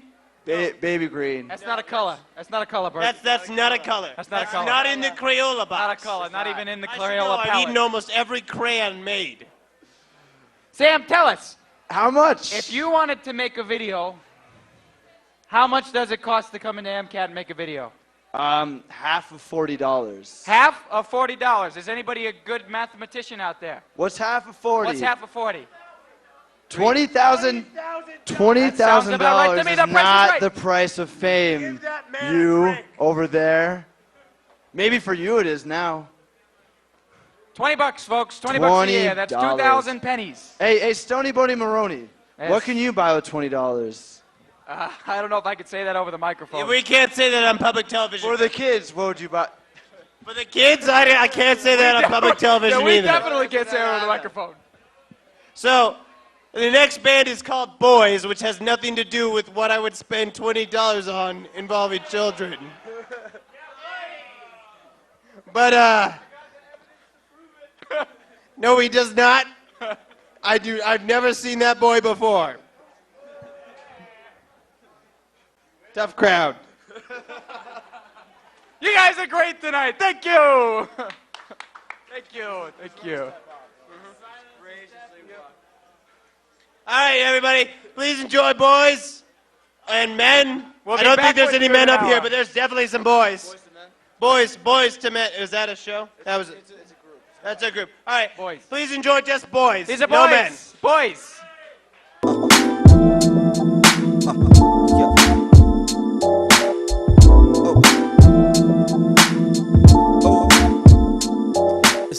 Hi, my name is Brian Marshall. Welcome to Headbangers Ball. We're here with Missoula's very own boys. How are you guys doing today? Ready to headbang. Ready to headbang. More or less, good. yeah. Well, are you also ready to waltz? It's a ball too. I didn't know that it was a ball. It's a ball. It's headbanger's ball. Is the song in 3/4? The song's in 6/8. Oh, I'm screwed. You're just gonna have to do that a little bit quicker. Oh, okay. Why don't you introduce the band? Let's actually. Boys. Is it the boys? Boys. Just boys. Boys. Just boys. Okay. Well, let's go left to right and get everybody in the band. My name is BJ. I play guitar. What's your favorite color? I like all colors. That's a vague answer. Let's move on. Yes. Kale, and I play the guitar, and my favorite color is periwinkle. Well, that's not a question I was trying to do. Okay, we can go with that. We can do it with. What's your favorite song to cover? Master of Puppets Master of by Puppets. Metallica. It's not crush. He was planning that one And the I whole heard that, time, and I was you told that walked right into it. You had you were in Puerto Rico and you played the song. You had a rapt audience. Yes, and they went crazy. Just during the sound check, played a couple of riffs. Really, Who knew? Really got ourselves out there. Cool. Big Latin American audience. They love I guess us. it's not Latin America, is it? We're huge. Puerto Rico? But Puerto Rico's. Anyway, moving on. My name's Neil, and I play bass. Cool. So how would you guys describe your sound? Give me kind of a rundown of what Boys sounds like. If I go to a Boys show, what can I expect musically? What can I expect visually? Emotionally? Spiritually? Sexually? I would say hopefully you'd shake your butt. Visually, there would be some butt shaking, yes. We'd see from you guys? Yeah. We're all around. And around, And around. That's really the main goal. It's butt shaking butts. For the butts to move. Butts to bounce. Yes. Right, left, up, down. Every direction. Be warned, Missoula. Visually, yes, the butts. Spiritually, you'll feel... Music magic. Yes, the air is... Thick with magic. Tingly. Thick with magic. Thick with magic. I can hardly breathe. The music Just now? is bursting with power. It's bursting with power. Can you feel it? I can feel it already. Just from you describing that. I see it in your eye. So musically, what would you guys say your influences are? And again, it's drums, guitar, bass, right? Yeah, and our drummer is obviously not here. Never mind. Guitar. It was guitar, Yeah. guitar and bass, Yes. and drums is MIA. Yeah, he's off making the bucks. He's wearing all black right now, doing something Just picture really him cool. with gauged ears and tattoos and murdered out. That's Justin. Cool. And vegetarian. Yeah. And vegetarian. He's a mean vegetarian. He's a mean vegetarian. Yeah. I know a lot of mean vegetarians. Anyway, so what do you guys? It's probably different for everybody, but how long have you guys been together as a band? Boys started it was a little over 2 years ago. Okay. And the original lineup was me, our drummer, and another guy, and then these guys came in later in the game. But Cool. they're the glue. They're the glue. Without them, the band would be no more. Especially him. What would you guys, so how long has this lineup been? About a year. About a year now. So, after a year, you kind of start to share some influences. What would you guys say that your influences are? Friends bands. Pizza, beer, the VFW, this band called Dragons. New Swears. New Swears. Dragons are probably collectively our favorite band. What is? I've never heard of Dragons before. They're going to be in town. Cool. Plug? Camp Days plug? Let's do it. Setting up a music festival in July 11th and 12th. It's called Camp Days Music Fest. Cool. Where's it going to be? It's Free Cycles, The Badlander, Zach Below. Always fun. And the VFW. Cool. Cool. That's going to happen. Well, good deal. Yeah. Well, so where would you guys say, you guys have been around, so Boys has been around Missoula for a little while. Where would you say, we were talking with Hunter and the Gatherers about this the other day, kind of the different levels of, I don't know if you could call it, success in the Missoula scene means kind of different things to different people. Where would you guys say, where would you guys say you are kind of in that? Do you feel like you're where you want to be in the Missoula scene? Do you feel like where do you feel like you want to go? Where do you feel like you are? Whatever question out of that you want to answer, just go for it. I feel... This is a process. It's a collaborative Q&A. As far as the scene goes, we play the same bar and the same set to the same people. So I think we're on the up and up. How often do you play? Oh, it's been a bit. Yeah, it's been a minute now, but there are times where I play the VFW a lot, but I'm excited for this show because I think that we're kind of the outsiders in a way because like Hunter and the Gatherers and the Hasslers, I think like we've never played with any of the bands Palace, that we're Top playing. Hat, Sean Kelly sort of thing, and then we're kind of representing like the VFW scene. Yeah, it's funny. I mean, I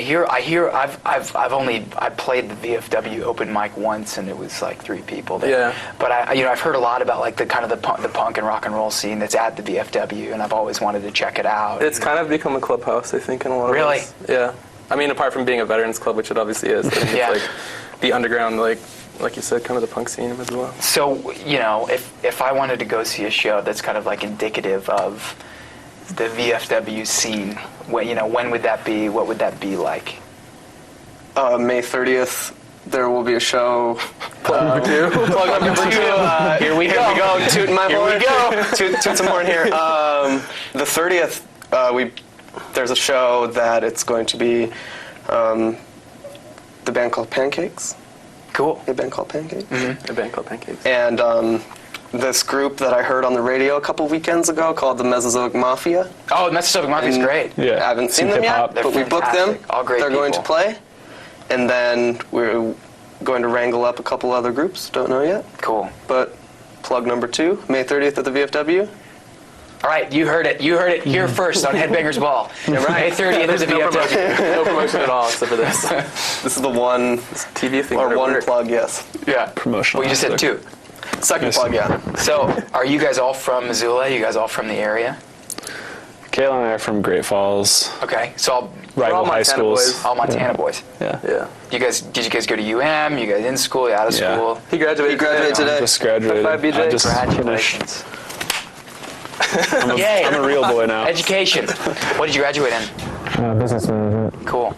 I'm also the general manager of KBGA. Awesome. Radio station. Yeah. Awesome. So that's happening. So since you're not in college anymore, do you still get to be the general manager? Yeah, I'm still in college. I'm graduating, but pursuing some other degrees. Cool. He's taking underwater basket weaving. Yeah. So that Really? he can stay. People don't know this, but Really? that's a class. And I it's don't- actually 3 credits, it's not just 1. Wow. It's strenuous. It's strenuous, yeah. I'm his biggest fan.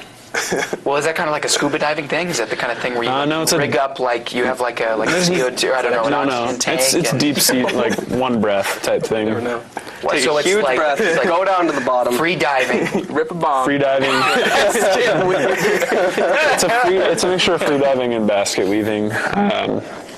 Some of my work will be up at the I forget what's Plug called. number 3. Well, you're getting your BFA. Fake plug. Yeah, it's a part of the BFA thing. That's what I'm pursuing also. Not that The many BFA people. for underwater basket weaving. Yeah. You heard it first on Headbangers Ball. Yeah.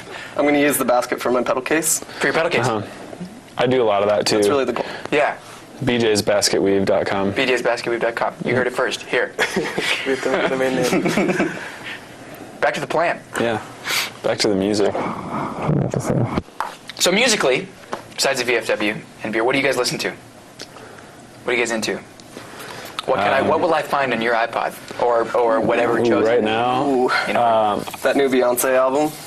bouncy. yeah, I got the new Asher Roth record on my iPod. I also have this really cool. I just watched a recent Jimmy Fallon where Neil Young and Jack White are doing a collaboration record. Well, it's just Jack White bought this box that's a recording apparatus where it just cuts to vinyl immediately as it's being recorded. Really? And Neil Young just released a record that's all these cover songs of him in the box. It's really cool. So I've been listening to that. That's wild. How about you guys? Like one track?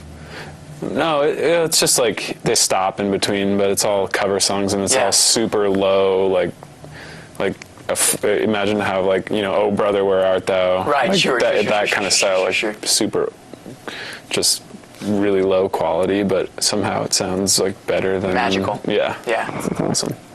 What do you listen to? We were recently gifted ELO's record Time. That's what from a I just friend. had an argument today with somebody about ELO. How do you feel about ELO? Awesome. Love it. I don't like the early stuff. Someone told me that John Lennon said to Jeff Lynne that had the Beatles stayed together, they would have been ELO. Interesting. Which was deeply upsetting to me. But I don't know, for an ELO fan, that might be a... Yeah, I mean, I'm a blossoming fan. I wouldn't quite say I'm a fan yet. All right. But, well, I mean... They're great, though. Solid band. Yeah. We're into the classic rock. Keep it on that classic rock. Classic. To quote the great Bad Naked. Z100 on the radio, delivering pizzas. Yeah. That's what I Well, do. you work for the... Kale and I both work for the fine eating establishment, The Bridge Pizza, here in town. Finest pizzeria. Yes. Finest pizzeria. Happy hour. Love you, Aaron. Love you, Dimitri. You heard it first. So we have so a lot of ELO. Some ELO. Metallica is great. Steve Miller Band is great. So it's all the classic. I still say classic friends rock and roll. bands. I listen to friends bands. Yeah, we all the people that we've met on our various tours have been like Dragons, Couches is a really cool band. St. Rangers. So you guys have been out on the road. You guys have been out touring. That's why I joined this band, is because their other bassist kind of bailed, and then it was like a year ago. And I learned all the learned the songs. And We adopted him like 2 weeks before we were on tour. Oh wow! So he didn't know any of us, and then we became best friends. And then he moved in with us. You guys all live in, it's like a rock and roll house, all live together. And Yeah. Awesome. And Eric. We have one roommate who is upset with us. Poor guy. Just kidding. He likes us. us. Great guy. Lucky guy. He does a very good, I don't want to say impression, because it almost just is. He can sing like Robert Plant. Oh wow. He is Like, Robert pretty Plant. much. He is Robert Plant. Yeah. So he's got like the women's jeans, the hip hop. No, he's like a secret Robert Plant. Secret Robert Plant. Yeah. Closet Robert Plant. Closet Robert Plant. I'm sure Robert Plant would have some things to say about that. Love you, Eric. So you guys have gone? Have you guys just toured in the Northwest? Just toured around Montana? Just toured? Where have you guys been? We went all over the globe last year. Yeah. We know Puerto Rico. We've heard the Puerto Rico. Puerto Rico, yes. You're big in Latin America. Gaining traction. We're huge Central America, in I the all ages scene in Boise, Idaho. In Boise and in Des Moines, Iowa. Yeah. We have a following of rabid 17-year-olds. Actually, according to Bandcamp, most of our downloads are from Ann Arbor, Michigan. Really? So Do you guys get like Huge in Ann Arbor. like stats on where most of your downloads Yeah, are it coming tracks from? them for Really, you, that's yeah. interesting. There's like, it's like by far most of the Cult downloads of our following in Ann album Arbor. are for Do you Ann guys Arbor, Michigan. still feel like That's like the most like local music and indie bands going on? Do you still feel like that's like a viable way of doing music? Still, in the It's sense fun. that It's like the Great American Road Trip, but you Totally. can play rock and roll. I think Yeah. touring is the only way that people actually care. Like if you can't, that's the only way to actually make money as a musician. Like nobody buys your CD, they can just download it. But Right. if you show up to a show, they'll buy your stuff and It's hopefully. the best, most fun way to get yourself out there. yeah. And plus it's like, I wouldn't trade that experience for anything. Like these guys are my best friends, Yeah. Justin, like, yeah, it's awesome. I read an interview, or I didn't read when I saw an interview with Dave Grohl where he's talking about, somebody asked him, what advice would you give to an aspiring musician? And Dave Grohl's like, well, I don't really know anything about technology, I don't really know anything about Spotify, I don't really know anything about YouTube, but I know that if you go to a club and you see a band that blows you away, you're going to follow that band, regardless of what the technology is. Do you guys feel like that's been the case with people that have come to your shows and have been like, this is great? Yeah, we don't have people stuck with you? We don't have a very strong internet presence necessarily. We don't update our Facebook or anything like that. Yeah. I think, I've seen, I remember the first time we saw Dragons and Dog Breath is another cool band that we saw 2 or 3 years ago now, and I still listen to them and follow them. I think that's in the internet age where it's all just, can get overwhelming, and it takes that seeing them to really it does create And this sounds really cheesy, but who gives a shit how many Facebook likes you have, if you can't make people dance. Totally. It's obviously more about having fun at your shows than it is about your Instagram. Well, but I think there are a lot of, I think there are a lot of people who feel that kind of it kind of feels like bands and musical artists have taken on kind of a different role in today's society. When you look at Instagram, you look at Twitter, you look at people being followed, and that, it's kind of unfortunate. As I feel like, when you're going, I feel like kind of that whole world of what used to be, not that I was around for it, but that whole world of people following touring bands, people seeing local music, people watching who's coming to town and checking it out is faltering a little bit. But maybe that's a misperception. Have you guys found when you've gone into a new town, do you feel like people have been pretty receptive? You've been able to, Yeah, I mean, we've had places that we do well, and like...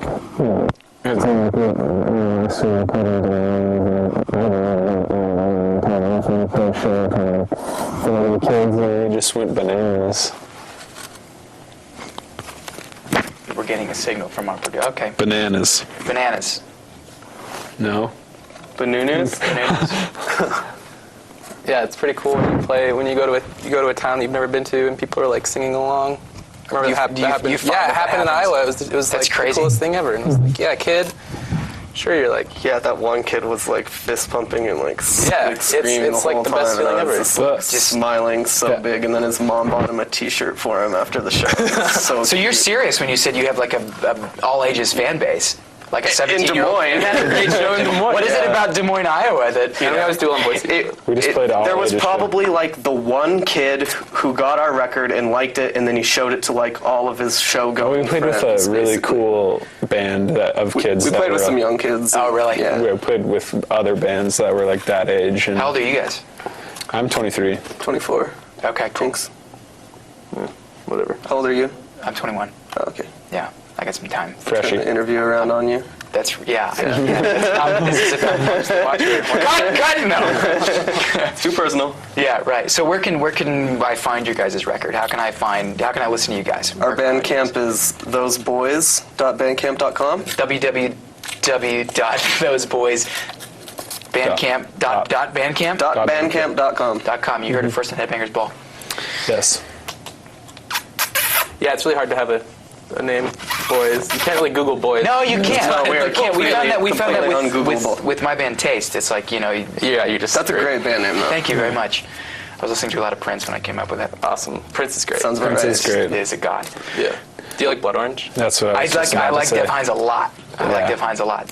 Dude, You don't like Blood Orange? You do? Oh, he's no. a serious groover. I'm obsessed. Yeah. He's super talented. Yeah. He's super talented. I like what he did with Solange Knowles too.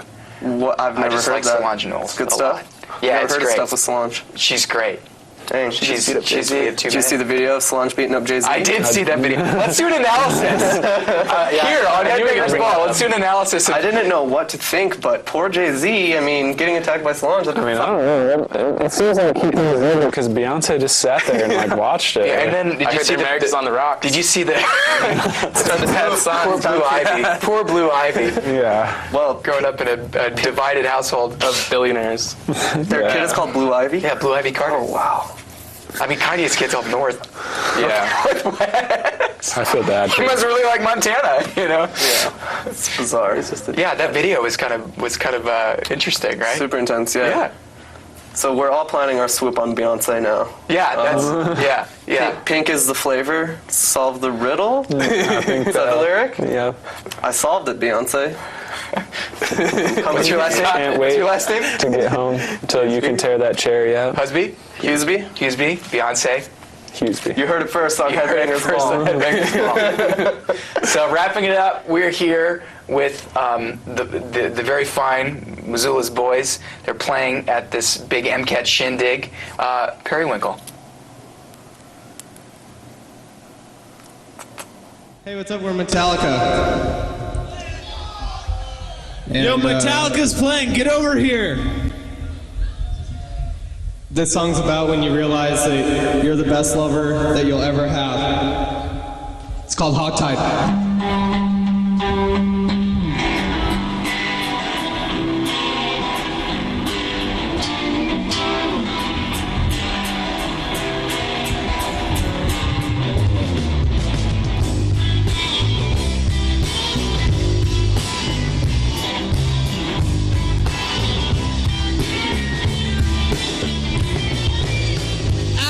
That spiral staircase, and I climbed it all night, and I got way up there too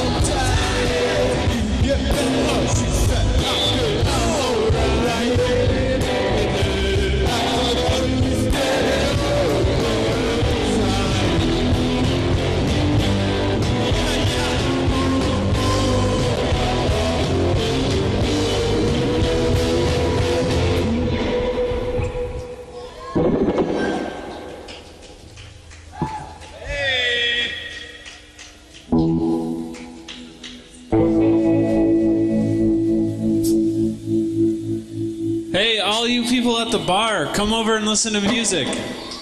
Kevin Wright, I'm calling you out specifically. So,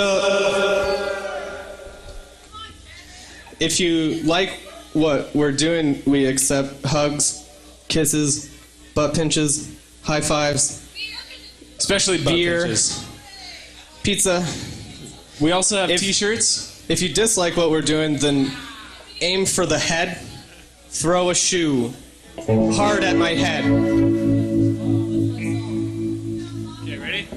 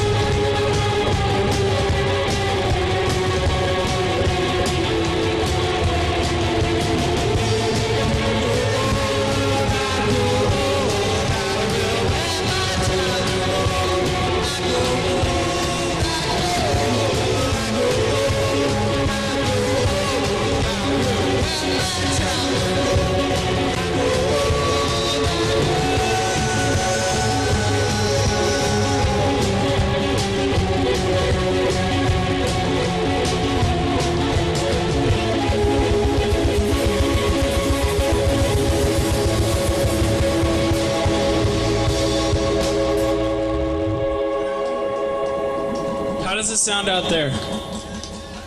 Okay, because it sounds really good up here. Thanks to Comatose Smile. Thanks to Hunter and the Gatherers.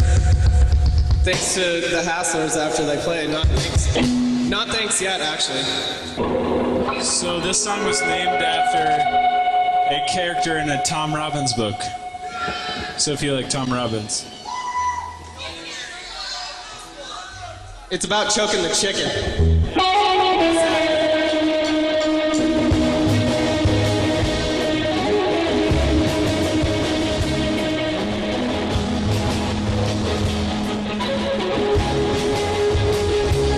See it grow into direction at the same time.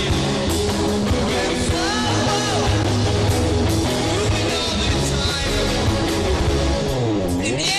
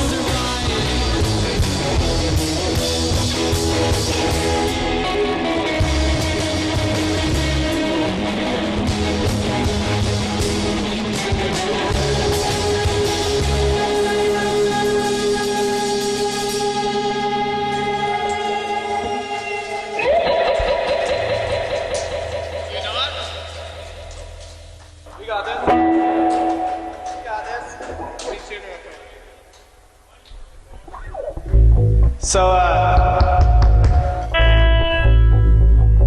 has anyone in the audience ever got caught stealing in the Middle East? Let's see a show of hands. Hey! Hey! Louis C.K. in the house, everybody. That's me. It's like being John Malkovich, but like I found a portal into Louis C.K.'s brain. And then I transplanted it into my brain. And then I said stupid things on stage and nobody left. This one's called Rosie Punk.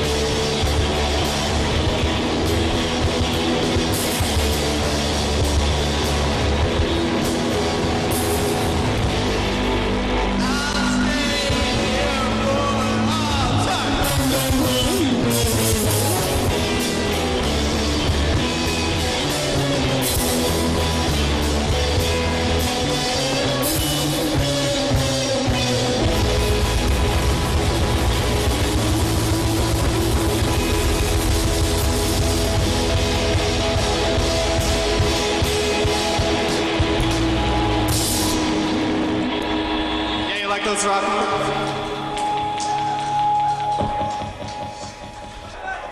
That one's for you, Mom.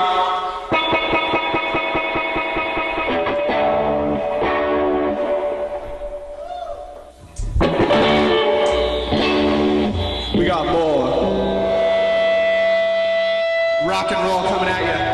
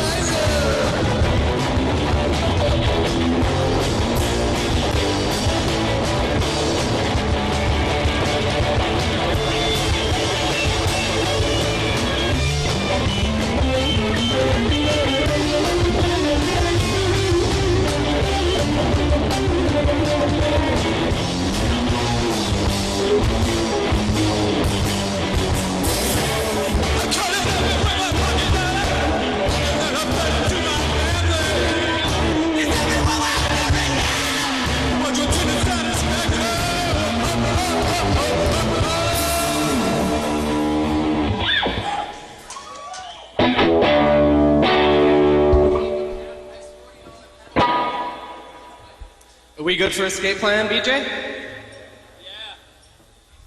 All right, I take it back. This one's for my mom. And the crowd goes wild. Mild.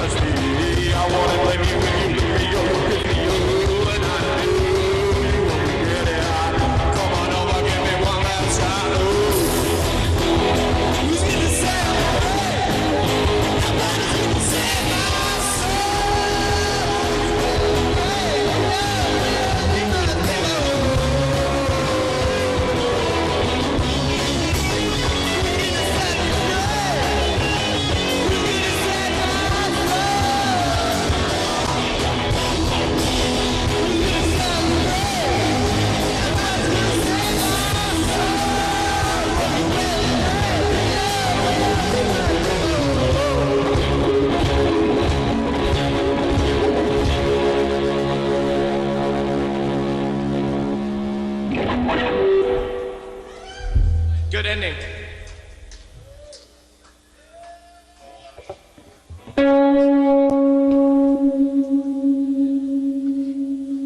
We just shot a music video for this one in which we fake played for the whole time, and we crushed it. It's called, check it out on YouTube, Wank Off.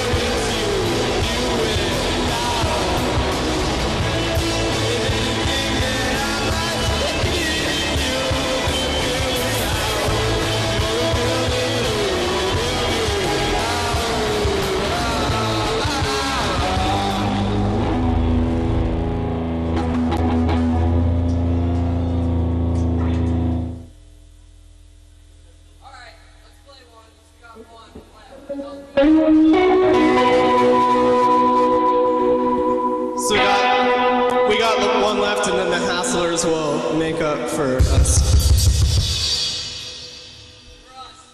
It's called Breaking Sad. This one's for Walter White and Jesse Pinkman, my favorite dudes.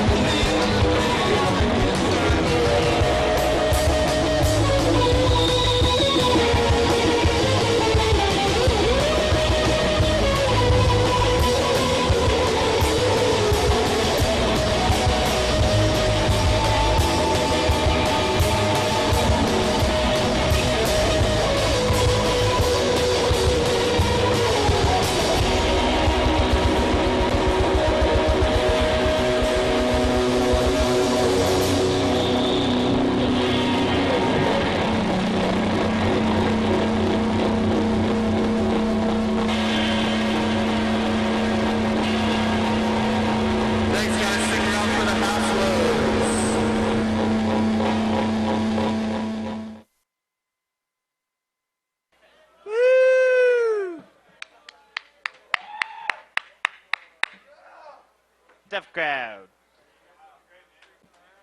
Up next, we got the Hasslers. We want to give a shout out to MCAT one more time. MCAT for putting on the showcase. We want to tell you one more time. We got a mic on for Bert. Bert, you want to share this mic? It's not plugged in. It's not plugged in. Come on over. All right. We'll share this one. Hold on. All right. Hold on. There we go. All right, guys. This last band's called the Hasslers. The Hassle Tassel Fasslers. Hasslers. Hasslers, I'm told. They're called the Hasslers. All I right. want to tell you one more time what a membership at MCAT will get you. For $20 a year, tell them what you can get, Bert. Well, you don't get ice cream. You don't get no ice cream. You don't get soda. You don't get no fancy ladies of the evening. Anyway. What you do get, though, is camera equipment for you to make your very own television show. About $20,000 worth of camera equipment that you can get training and use of. For $20. $20, ladies and gentlemen. A year. That's Y-E-E-R. A year. Alrighty, ladies and gentlemen.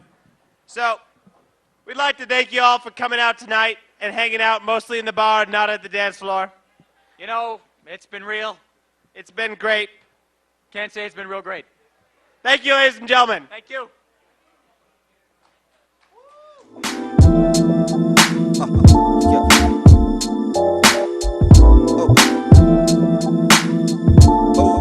I'm Josh Meny. You're watching MCAT Spotlight. I'm here with Matt Hassler from the Hasslers. And we're going to talk about the Hasslers and how you guys are playing at our show on Saturday at Stage 112. Absolutely. How's it going, Matt? Fantastic.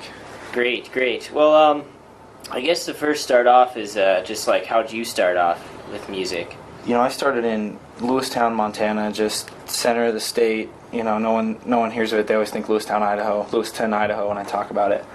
And that's where most of the content from the songs comes from. It's just singing about living in a small town as opposed to, you know, hearing about city life all the time. And when I came to Missoula, I couldn't find anyone to really start a band with. I had a tough time getting people that were interested in playing and not making money right away, which is understandable. Everybody got to get paid.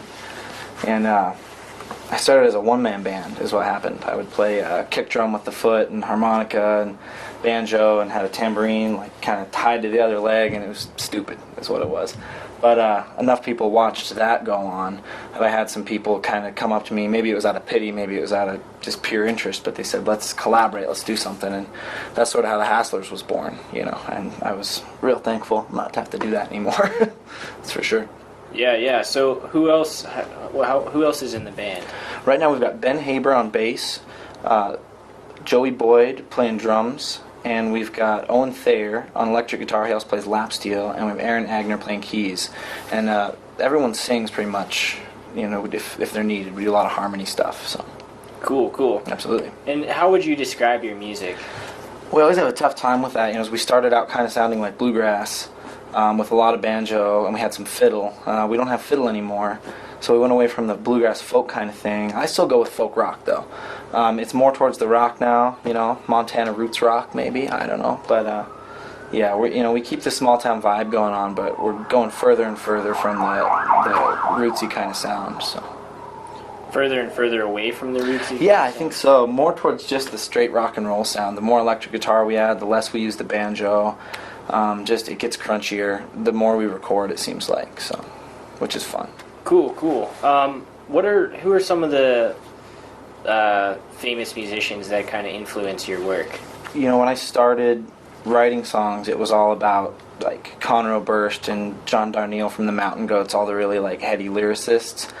And you know, I showed everybody that. How could you not like this? And I said, well, you know, they suck at singing and playing music. They're just writers. And so the more I got into that, I got into the rock and roll side of it too. I really, you know, everyone likes the Black Keys. I like the Black Keys. I'm a sucker for Jack White.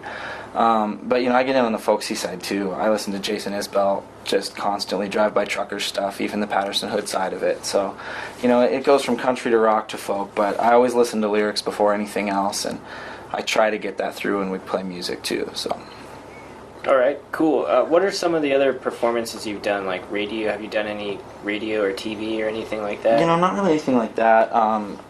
We've done some stuff for radio. I did creative writing stuff for a long time at the university, and so I would do a lot of performance pieces, just reading poetry and, doing readings at the Second Winds and stuff like that. And but as the band, we've only done a couple kind of radio spots and things like that. Okay.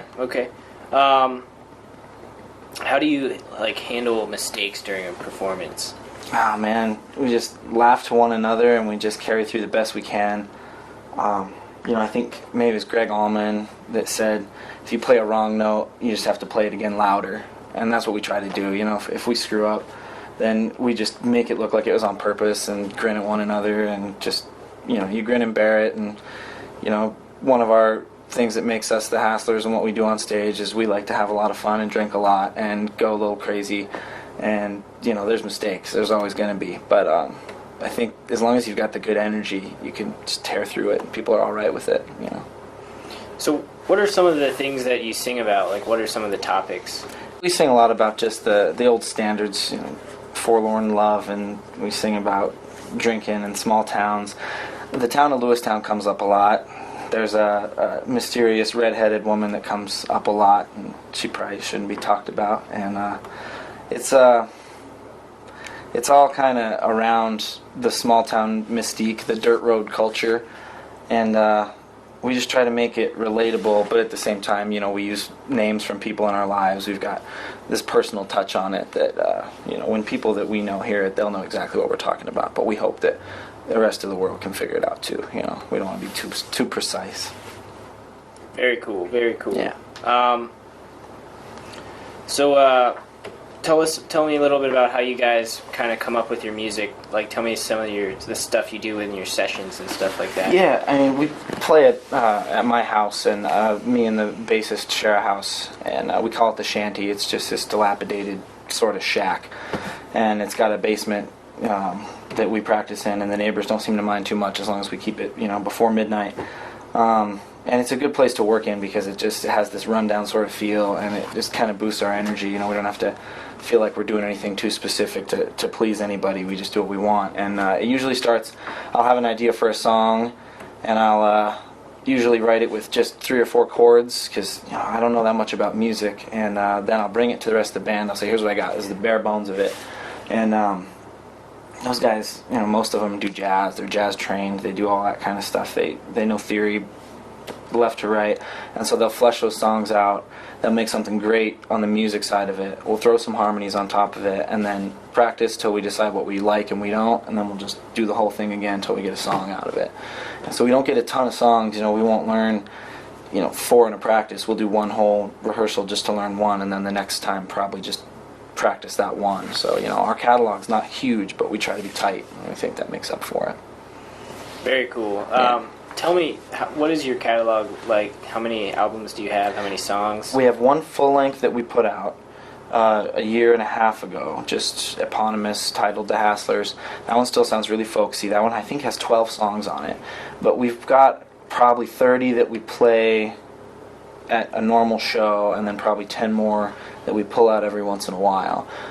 We just finished recording a new EP, 5-song one, called Pull, and that one's going to be, we just got it back from the mastering place, and that should be pressed here in a week or 2, and that's going to come out, and we're excited for that one. That's got the rock and roll sound.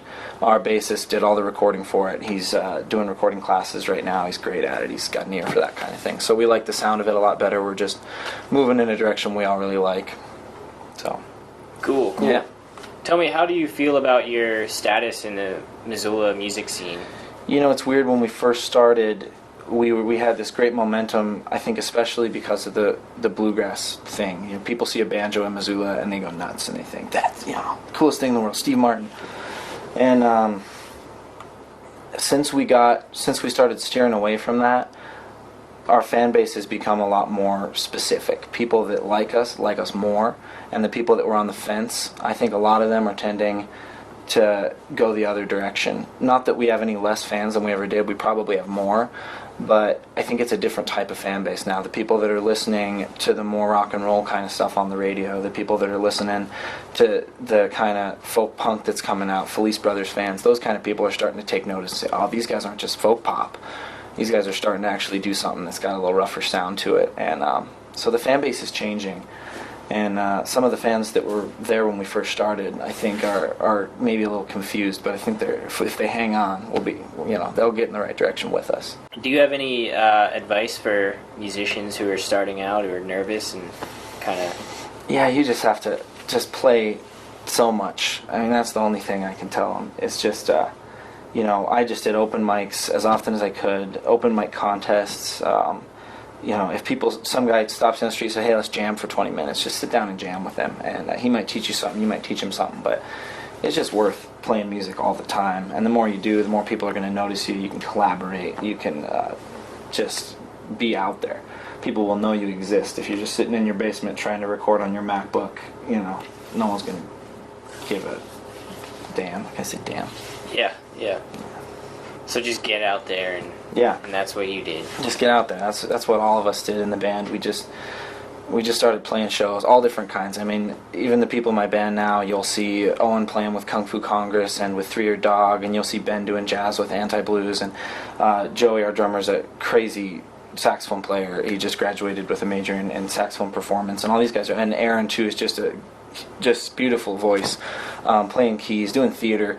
They're all just getting out there as much as they can in all types of performance. And the more they do that, and the more we play as a band too, everyone just gets tighter and better and more comfortable. Playing as a band, playing on stage. As the bigger the stages get, the easier it gets for us too. So it's all working the right momentum. How do you feel about this upcoming show? This show's going to be rad. I like that there's a mix of genres for this show, and that's something that's kind of tough to find in Missoula. If you go out to a bluegrass show, that's all you're going to see.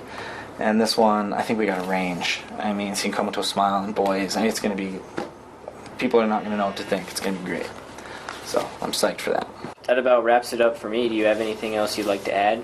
No, I mean, this show's going to be just off the hook. It's going to be something different for Missoula, so yeah, I just hope everybody comes out and has a hell of a time and gets a little rowdy. Awesome. Well, thank you for being on the MCAT Spotlight, Matt. Absolutely. Thanks for watching MCAT Spotlight. All right, all you filthy sons of bitches that managed to last the entire time. You're in the bar and you have your beer in hand and they're not allowing you to bring it in here, so you drink all your beer right now and you come into this area and you hear a Haslers play some music. Here's the other thing is, we've been hearing a lot of rock and roll, a lot of punk rock, a lot of metal. Well, you're not going to hear any of that. You might hear some of that. Here's some country, though.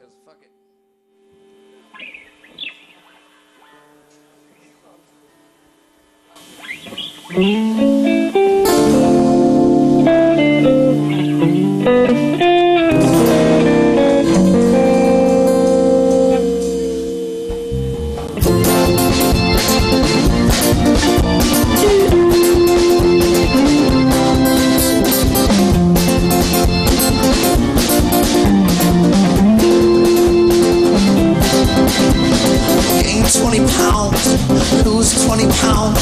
Random acts of violence in the Union Hall downtown. I didn't tell when you left me like you said I would. I miss a lot of time, everything, but not living like I should.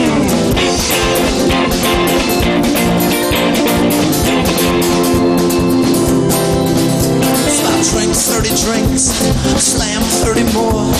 Clumsy acts of espionage outside your back door. And right when you left me like I said I would in hell.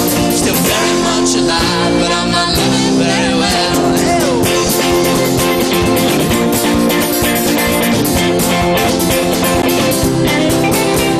Seeing you with him downtown, I'm thinking about words, the kind that mean the same thing till they don't. Like, will you have a drink, or won't you have a drink? What will I do if you won't take me home? Well, I guess I sleep 40 days, pace 40 nights. Well, I'm Moses the insomniac with allergies to light. I didn't explode when you left me like you said I might.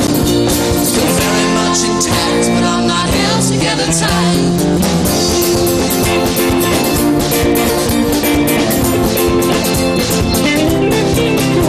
The phone rang 50 times, should only get the call. And I'm Jesus in the temple, and I'm looking for a brawl. When you left out in paper chariot, like you said I do, I've been tearing through the buckets, I keep coming up with blue. And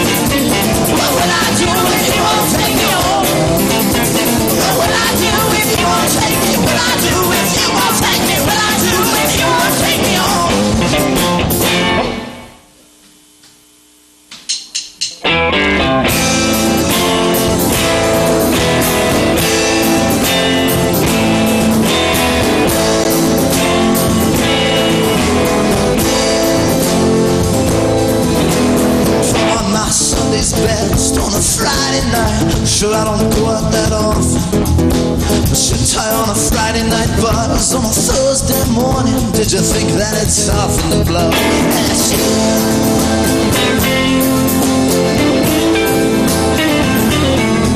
so I lock up the house, walk to the car. You're moving, I'm moving much faster, hoping that sidewalk splits open, swallows you whole to the tune of tone deaf and high-heel disaster.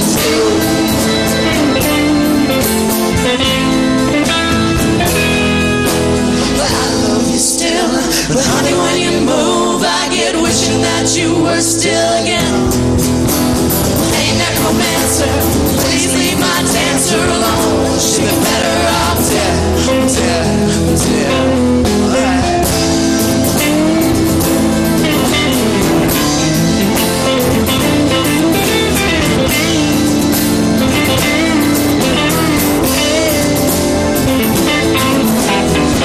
To a dive where the music's too loud. Songs can't sing, songs ain't hitting. Drinks taste like warm piss. I don't mind it as long as you sit and stay still.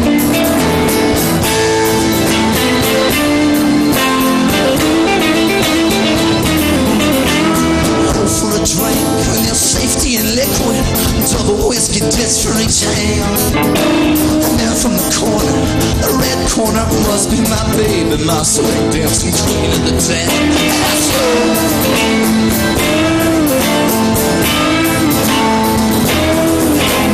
I love you still, but honey, when you move, I get wishing that you were still again. Hey, necromancer, please leave my dancer alone. She'd be better off dead. Well, I love you still, but honey, when you move, I get wishing that you were still again. Well, hey, necromancer, please leave my dancer alone. She'd be better off dead, dead, dead, dead.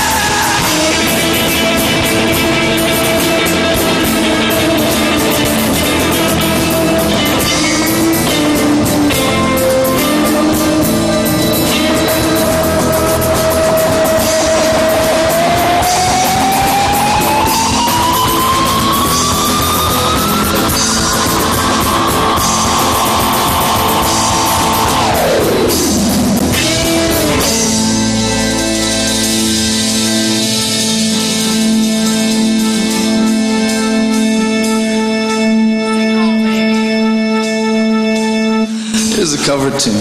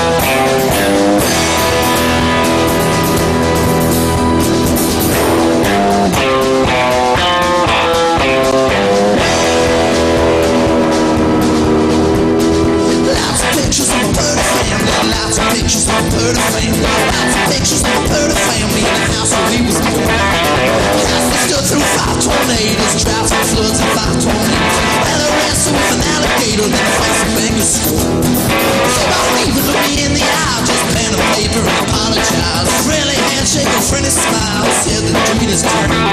That sound you hear is my daddy spinning. That sound you hear is my daddy spinning. That sound you hear is my daddy spinning. Oh, what the band can do.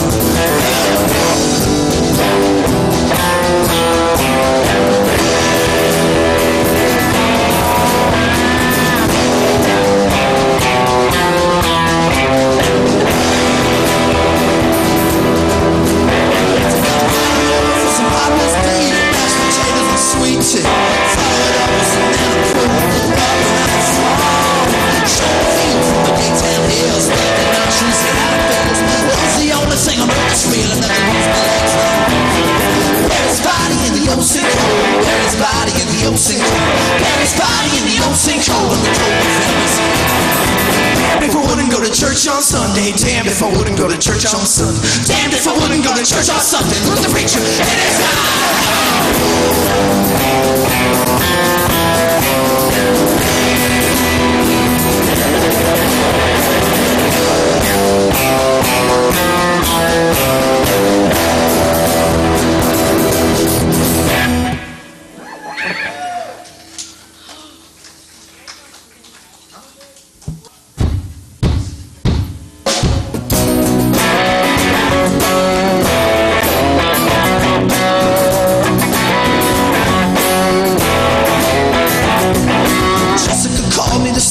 tell me Julie was back on the pills. I took her now to be honest for once. Tell her she never stopped, she never will.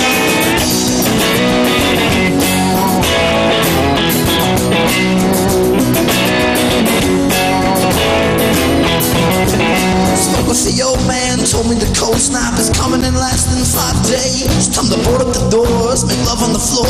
So Julie, her eyes were beautiful waves.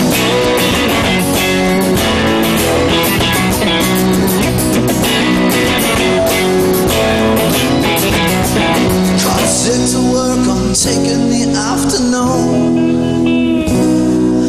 off to the city to fill up a big balloon. Tied to everything right, all I got to plan to get fucked up tonight. If I knew what I had, maybe I wouldn't have thought the time.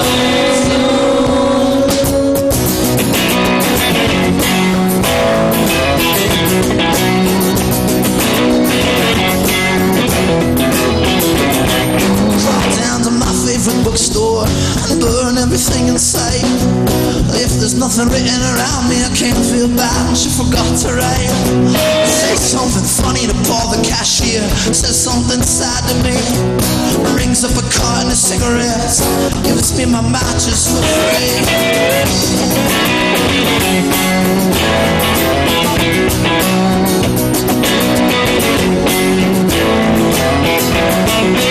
Sit to work on taking the afternoon off to the city to fill up a big balloon. Tied to everything right, all I got to plan to get fucked up tonight. If I know what I had, maybe I wouldn't have lost so soon.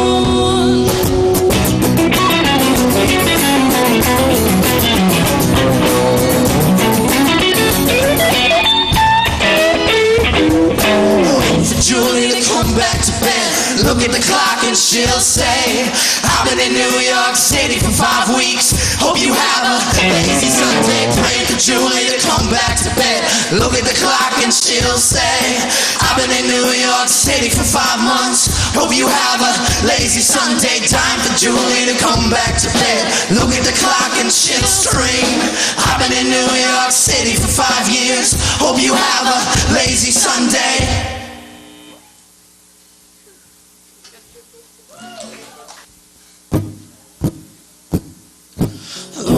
Dear, oh my darling, lay your head back in the car and hope that I can drive better and I can lie about being sober. I got this in my family history. I got lost and you hardly missed me. I got bad blood, you got blue. Let's see if we can mix the two.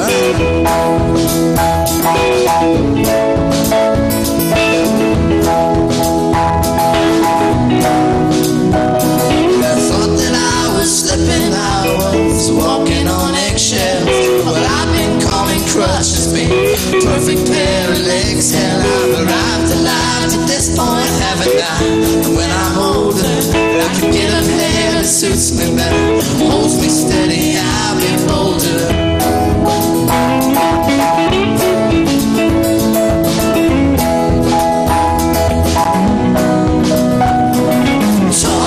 Talking all night. Talk is alright, but at a risk of sounding cheap, I'd like to find out where you sleep. We could repurpose the place. I'd like to help you fall from grace. There we go.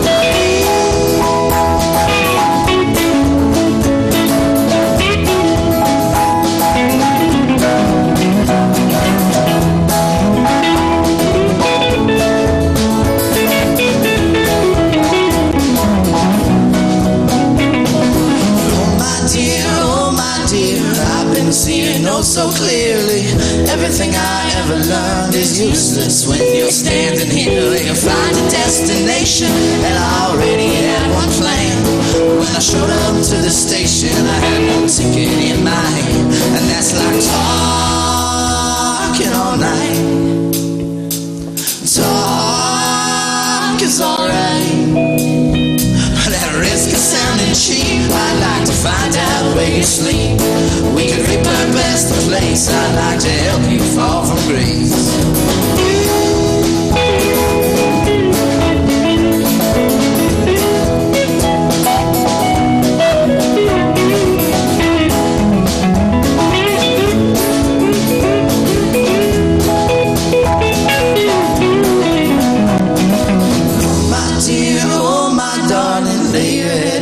In the car and hope that I can drive better, and I can lie about being sober. I got this in my family history. I got lost and you hardly missed me. Got bad blood, you got blue. Let's see if we can mix the two.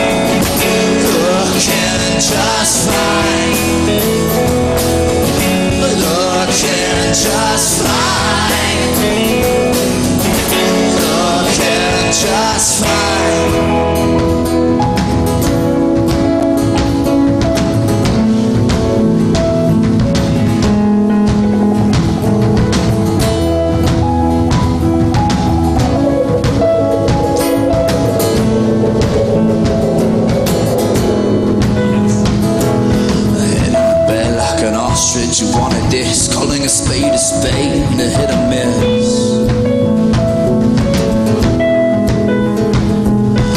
And the grass in the low life, you're ruthless, calling it young love, you know that ain't the truth. You say a handful, you say it again, a handful. I get the wrong impression, I haven't been much of a listener. Lately, you say a handful, you say it again, a handful. I get the wrong impression, I haven't been much of a listener. Lately, you say a handful, you say it again, a handful. I get the wrong impression, I haven't been much of a listener.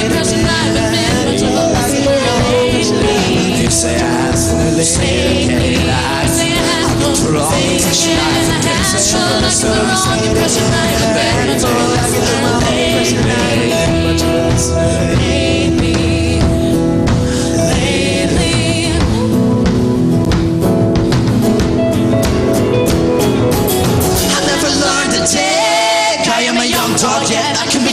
Tricks.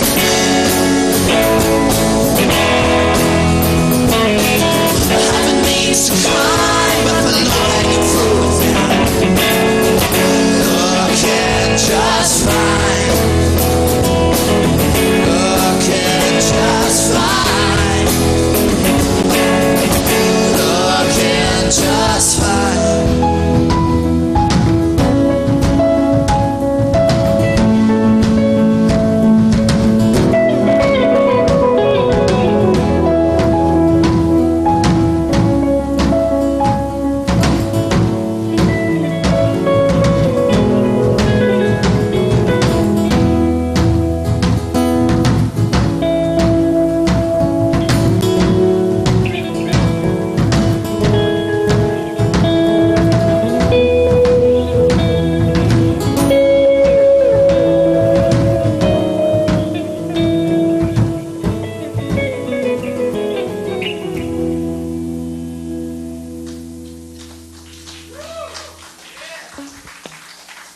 Here's some country music for you once again.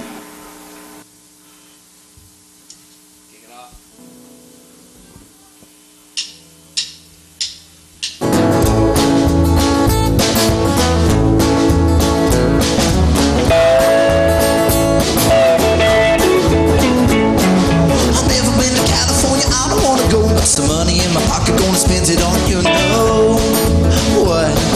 'Cause you know everything, and now I don't know a goddamn thing about politics. A lot of people talking shit, all the people backing in. Got a couple friends that would die for me when I don't bring a thing. Well, that's the thing about friends like.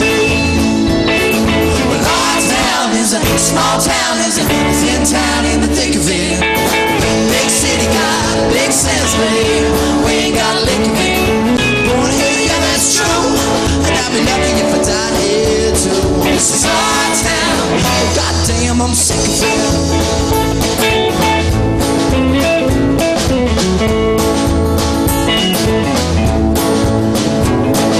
Jimmy Fisher took a fall more than that the towers did. Ain't no kind of victim, just a hard luck country kid. He knows every move. We party on the main street, later in the bar with the tender on the counter and the money on the floor. Glasses through the counter to be all our heads high. Trouble in the country and the whole town knows why. Because our town is a small town, is a thin town in the thick of it. Big city got big sense, but we ain't got a lick of it. Born here, yeah, that's true, and I'll be lucky if I die here too. This is our town, oh goddamn, I'm sick of it.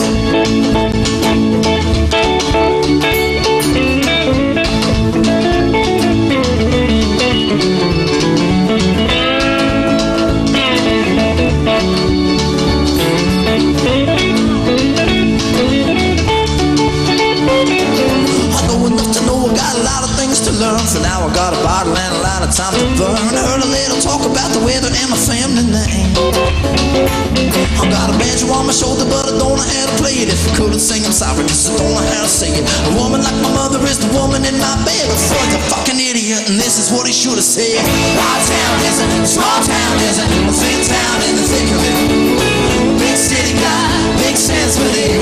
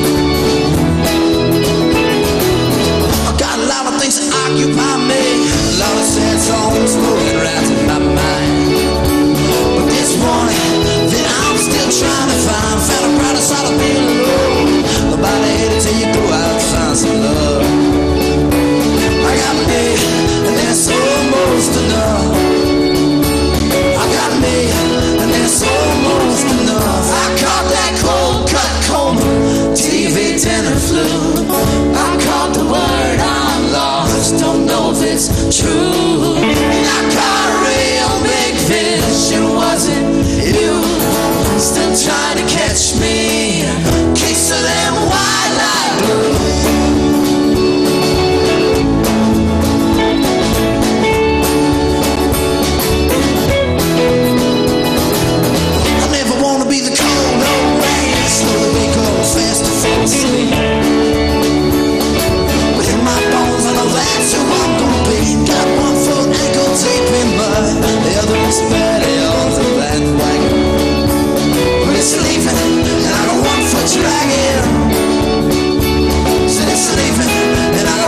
Dragon, I caught that cold cut coma. TV dinner flu. Caught the word I'm lost, but I don't know if it's true. Caught a real big fish, but it wasn't you. Still trying to catch me, still trying to catch me. I caught that cold cut coma.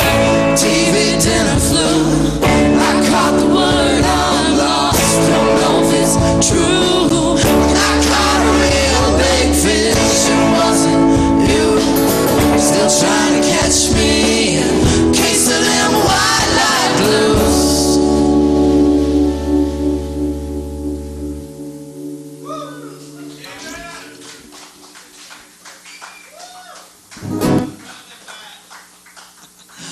Thank you guys for sticking around. Nearing bar time.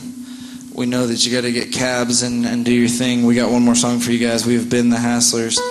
This song's called State Center. It's about Lewistown, Montana, the very geological center of your state.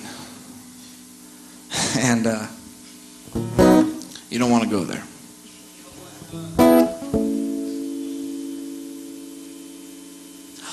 A one, two, ready, go.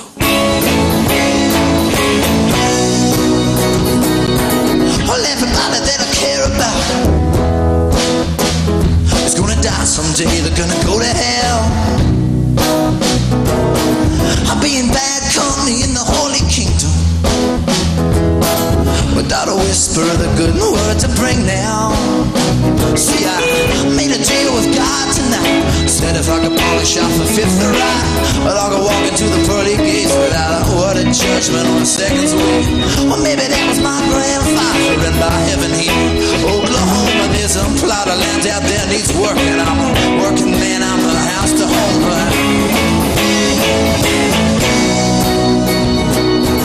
I guess that old man reminds me of God.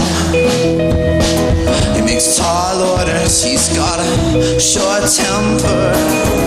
Some folks like to call him a fraud, but if you've seen his bad side, I know you will remember.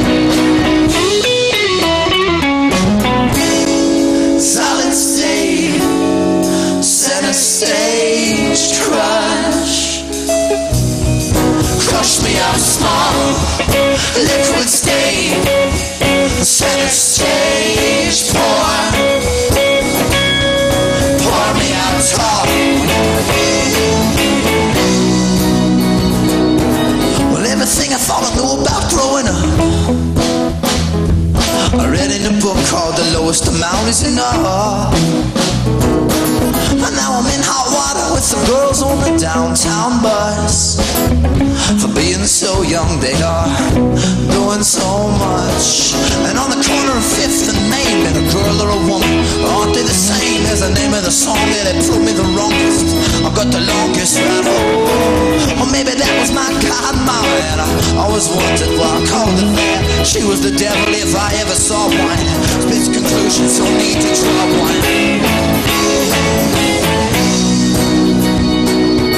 I guess I wanna be just like you. I'm calling shots but have not got a clue. I guess I wanna be just like you. I'm calling shots but have not got a clue. Solid stage, center stage, crush.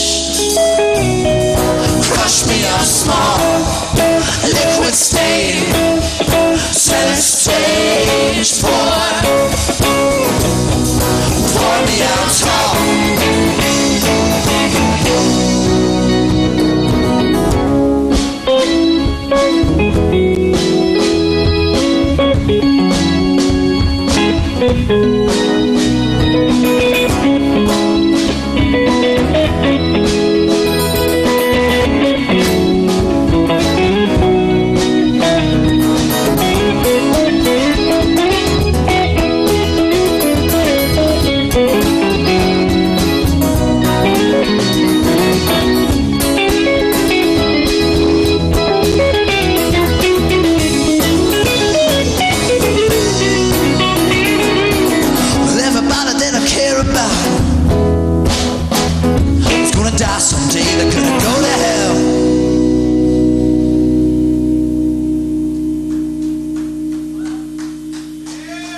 Thank you guys, we've been the Hasslers. This has been fun.